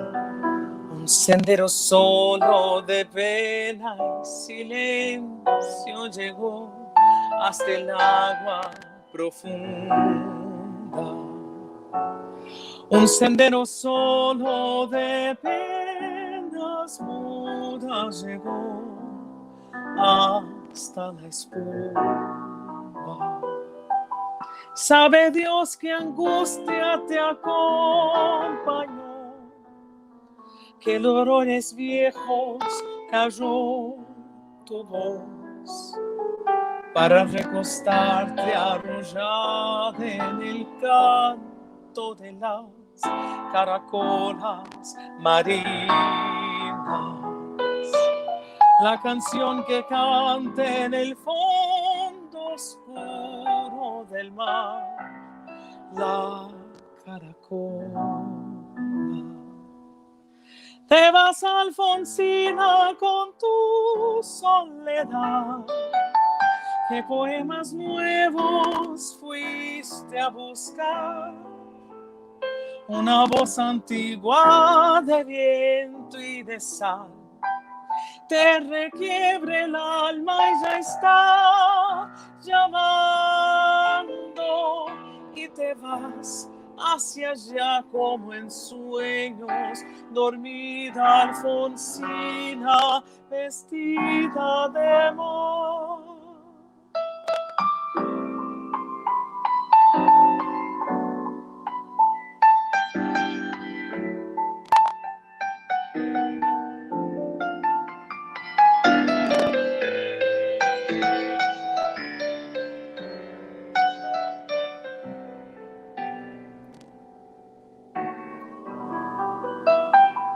Cinco sirenitas te llevarán por colores de algas y de coral, y fosforescentes caballos marinos harán una ronda a tu lado,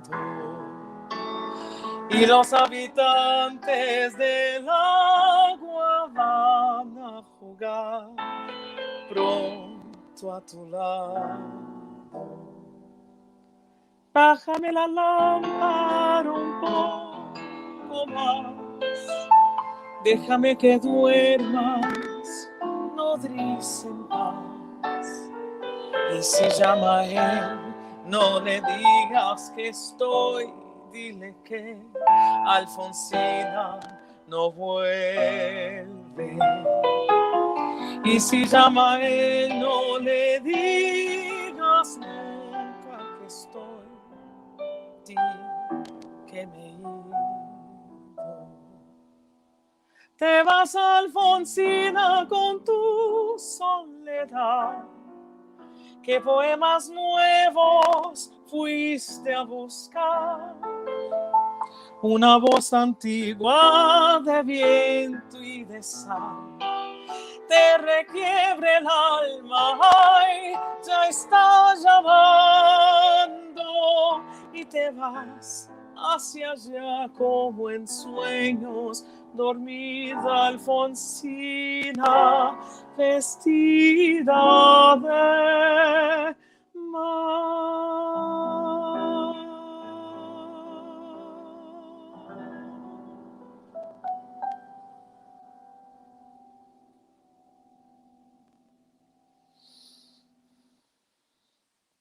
Muito bem, gratidão pelos comentários que eu estou conseguindo ler aqui muito rapidamente, depois eu vou ler, porque afinal de contas, no meio de tanta emoção, é difícil de ler, gente, é difícil. Eu vou deixando as minhas duas últimas canções nessa participação. Muito obrigada pelo Giassur ter me convidado, gratidão, Celso. A grande canção que a própria Violeta Parra dizia que não era uma canção de amor, era uma canção pela vida, né? Uma homenagem à vida, obviamente que vai ser a última canção da noite. Mas essa próxima agora é sobre enxergar, é sobre ver aquilo que é novo, e é para isso que a gente tem que olhar sempre, né? Paulo Freire traz sempre esse entendimento de olhar além, de olhar mais profundo, de enxergar com esperança. Volver a los 17 é quando a Violeta Parra descobre que está apaixonada por um rapaz de 17 anos e ela se entrega a essa novidade, a esse novo viver de corpo e de alma. E essa música, então, eu deixo para vocês agora.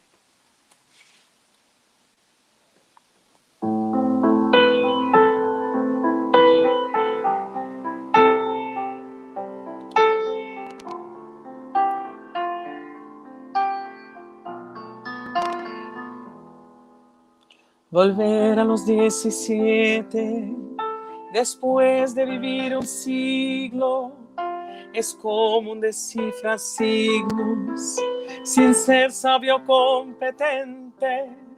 Volver a ser de repente tan frágil como un segundo. Volver a sentir profundo como un niño frente a Dios. Eso es lo que siento yo en ese instante fecundo. Se va enredando, enredando, como en el muro la hiedra, y va brotando, brotando, como el mosquito en la piedra.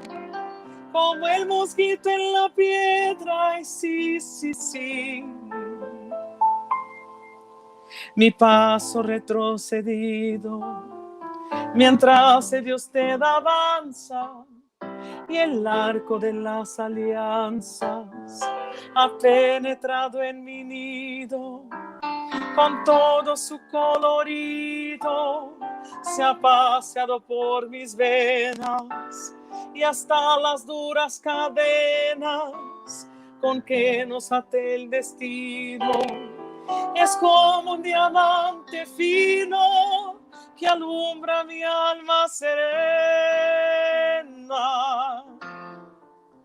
Se va enredando, enredando, como en el muro la hiedra, y va brotando, brotando, como el mosquito en la piedra. Como el mosquito en la piedra, y sí, sí, sí.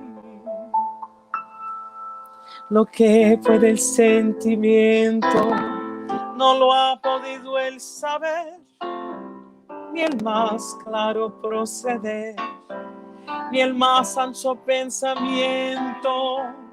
Todo lo cambia el momento, cual mago condescendiente nos aleja dulcemente de rencores y violencias.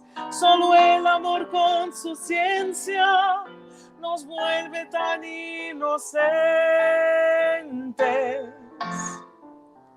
Se va enredando, enredando, como en el muro la hiedra, y va brotando, brotando, como el mosquito en la piedra. Como el mosquito en la piedra, y sí, sí, sí. El amor es torbellino de pureza original, y hasta el feroz animal susurra su dulce trino, detiene a los peregrinos, libera a los prisioneros. El amor con sus esmeros al viejo lo vuelve niño, al malo solo el cariño lo vuelve puro y sincero.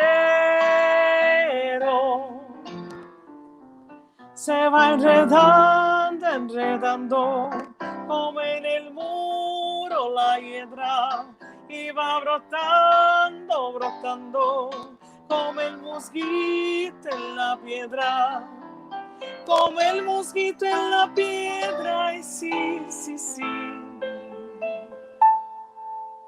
De par en par la ventana se abrió como por encanto, y entró el amor con su manto, como una tibia mañana, al son de su bella diana, hizo brotar el jazmín, volando cual serafín, al cielo le puso aretes, y misa en 17 los convirtió el querubín. Se va enredando, enredando, como en el muro la hiedra, y va brotando, brotando, como el mosquito en la piedra. Como el mosquito en la piedra, ay, sí, sí, sí.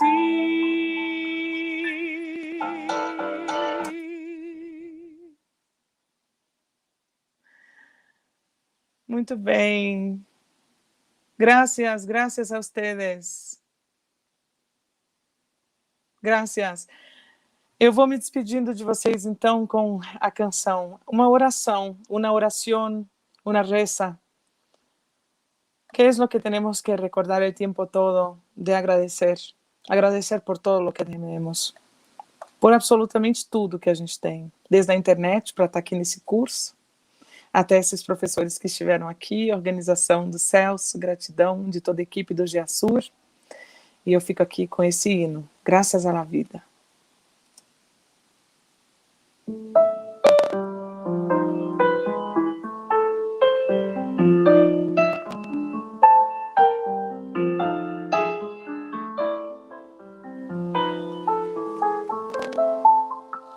Gracias a la vida que me ha dado tanto, me dio dos luceros que cuando los abro, perfecto distingo lo negro del blanco, y en el alto cielo su fondo estrellado, y en las multitudes el hombre que yo amo.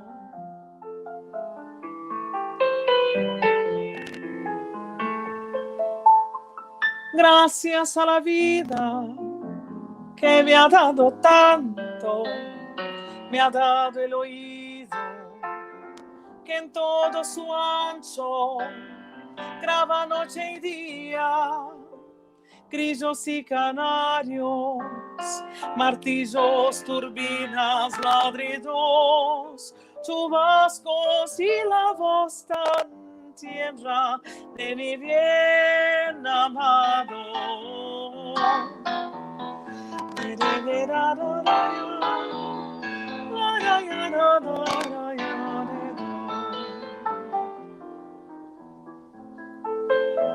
Gracias a la vida que me ha dado tanto, me ha dado el sonido y el abecedario, con él las palabras que pienso y declaro.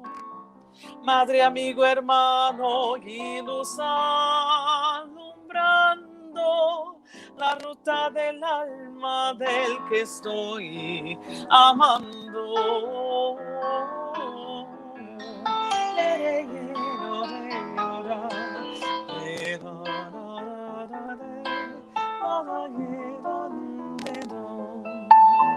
Gracias a la vida que me ha dado tanto, me ha dado la marcha de mis pies cansados, con ellos anduve ciudades y charcos, playas y desiertos, montañas y llanos, y la casa tuya, tu calle, tu patio.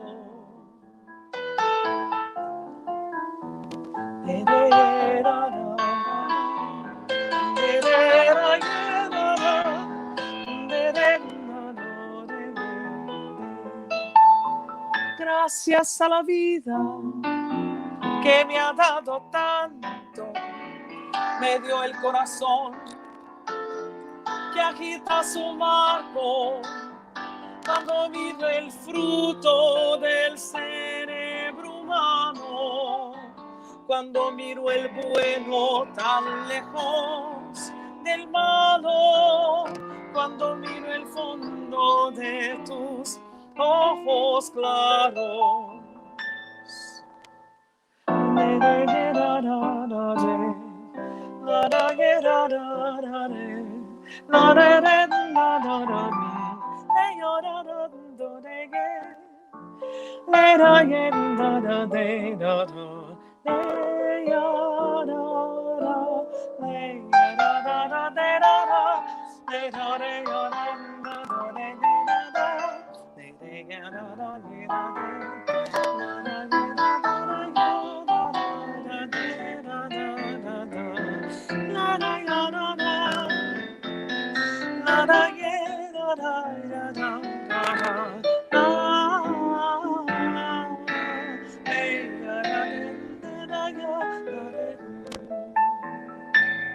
Gracias a la vida que me ha dado tanto, me ha dado la risa y me ha dado el llanto. Así yo distingo dicha de quebranto, los dos materiales que forman mi canto y el canto de ustedes, que es el mismo canto, y el canto de todos, que es mi propio canto, y el canto de ustedes, que es el mismo canto, canto y el canto de todos, que es mi propio canto. Gracias a la vida, gracias a la vida, gracias a la vida, gracias a la vida.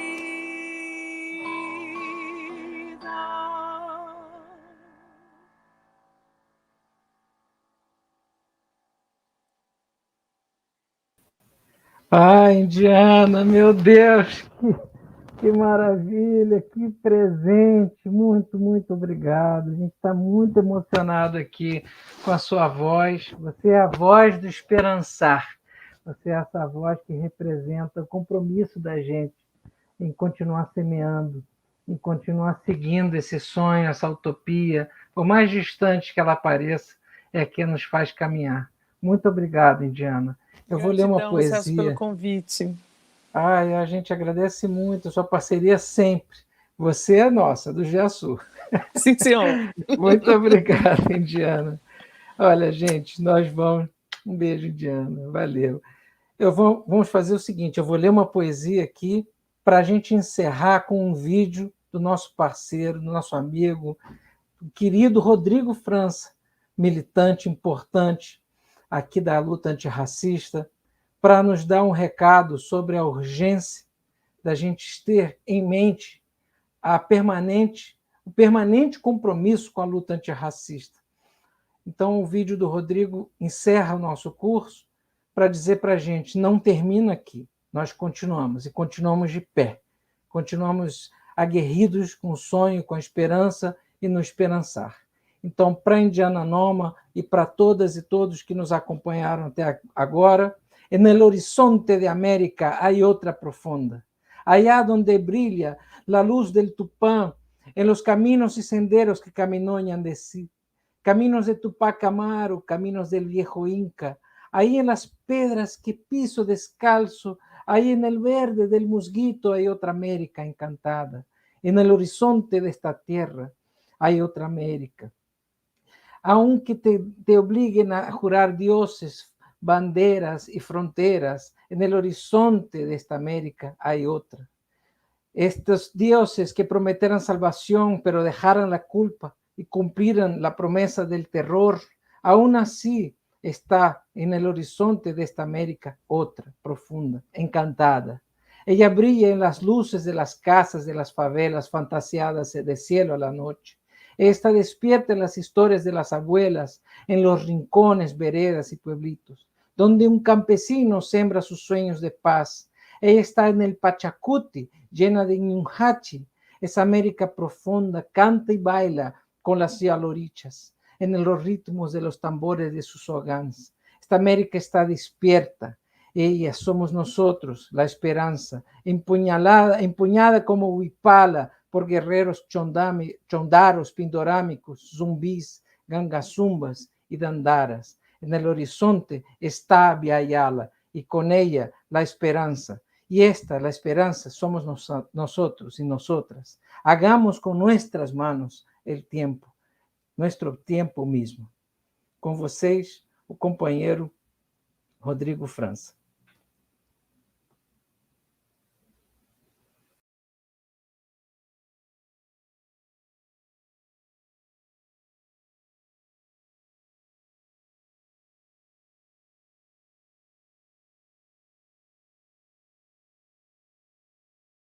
França, eu sou articulador cultural, eu acho que é a melhor forma de resumir as especificidades profissionais que eu exerço na arte e também na academia.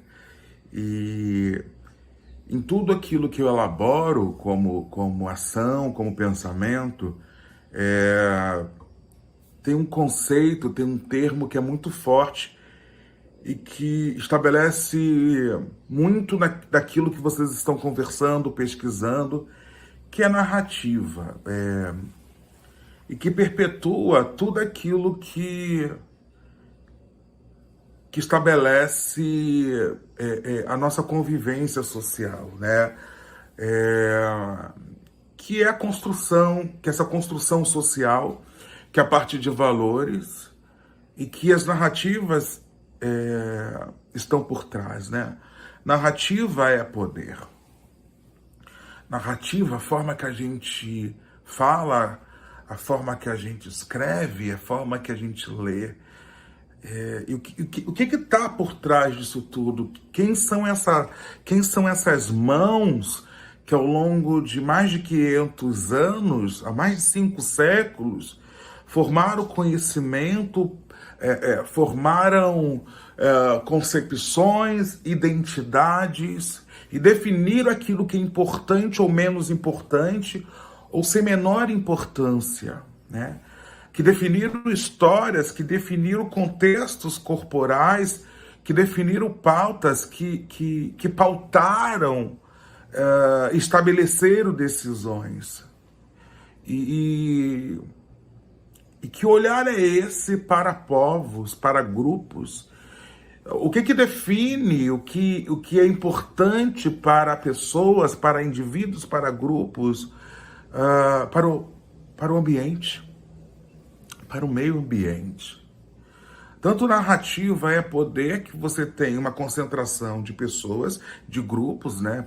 Um grande exemplo é a população indígena, que clama sobre o respeito à natureza, que você tem os quilombos, povos quilombolas, ribeirinhos, você tem a população de axé, que clama sobre o respeito à natureza, mas ao mesmo tempo são povos marginalizados em relação à sua própria luta, né? Eu não conheço grupos específicos que pautem mais natureza, respeito à natureza, do que a população indígena, do que a população negra. A matriz da religiosidade negra a partir de África, a matriz da religiosidade e vivência indígena está ali na natureza, no rio, no mar, na mata, né? No ser. Mas mesmo assim, são grupos marginalizados e que muitas vezes ali se estabelece uma narrativa que determina que são grupos que são contra e que fazem mal à natureza, né? Através da falácia sobre o sacrifício, através da falácia de responsabilizar os incêndios, o desmatamento por conta de indígenas. E isso através do que a gente lê, né? Lê na mídia hegemônica, a gente lê nos livros escolares da mesma mão que marginaliza, né? Da mesma escrita que marginaliza. O tanto que é necessário a gente se decolonizar e se descolonizar, que são questões muito diferentes, né? Se colonizar é entender que não existe uma única lógica.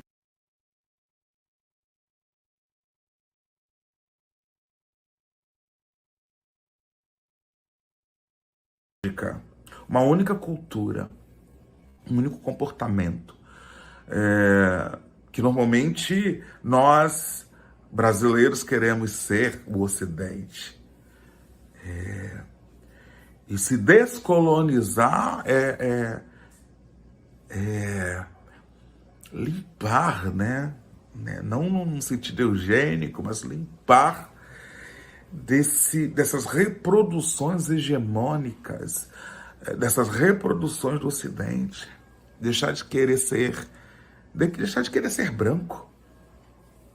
Né? Somos latinos, somos indígenas, somos africanos. Também somos brancos nesse país. Mas quando eu falo deixar de ser branco, é aqui, ó. É aqui. Estou lendo o quê? Estou falando sobre o quê? Estou me relacionando com quem? Estou reproduzindo o quê na minha vida? que narrativa é essa, ou que narrativas são essas que definem a minha pauta, que definem o meu ser.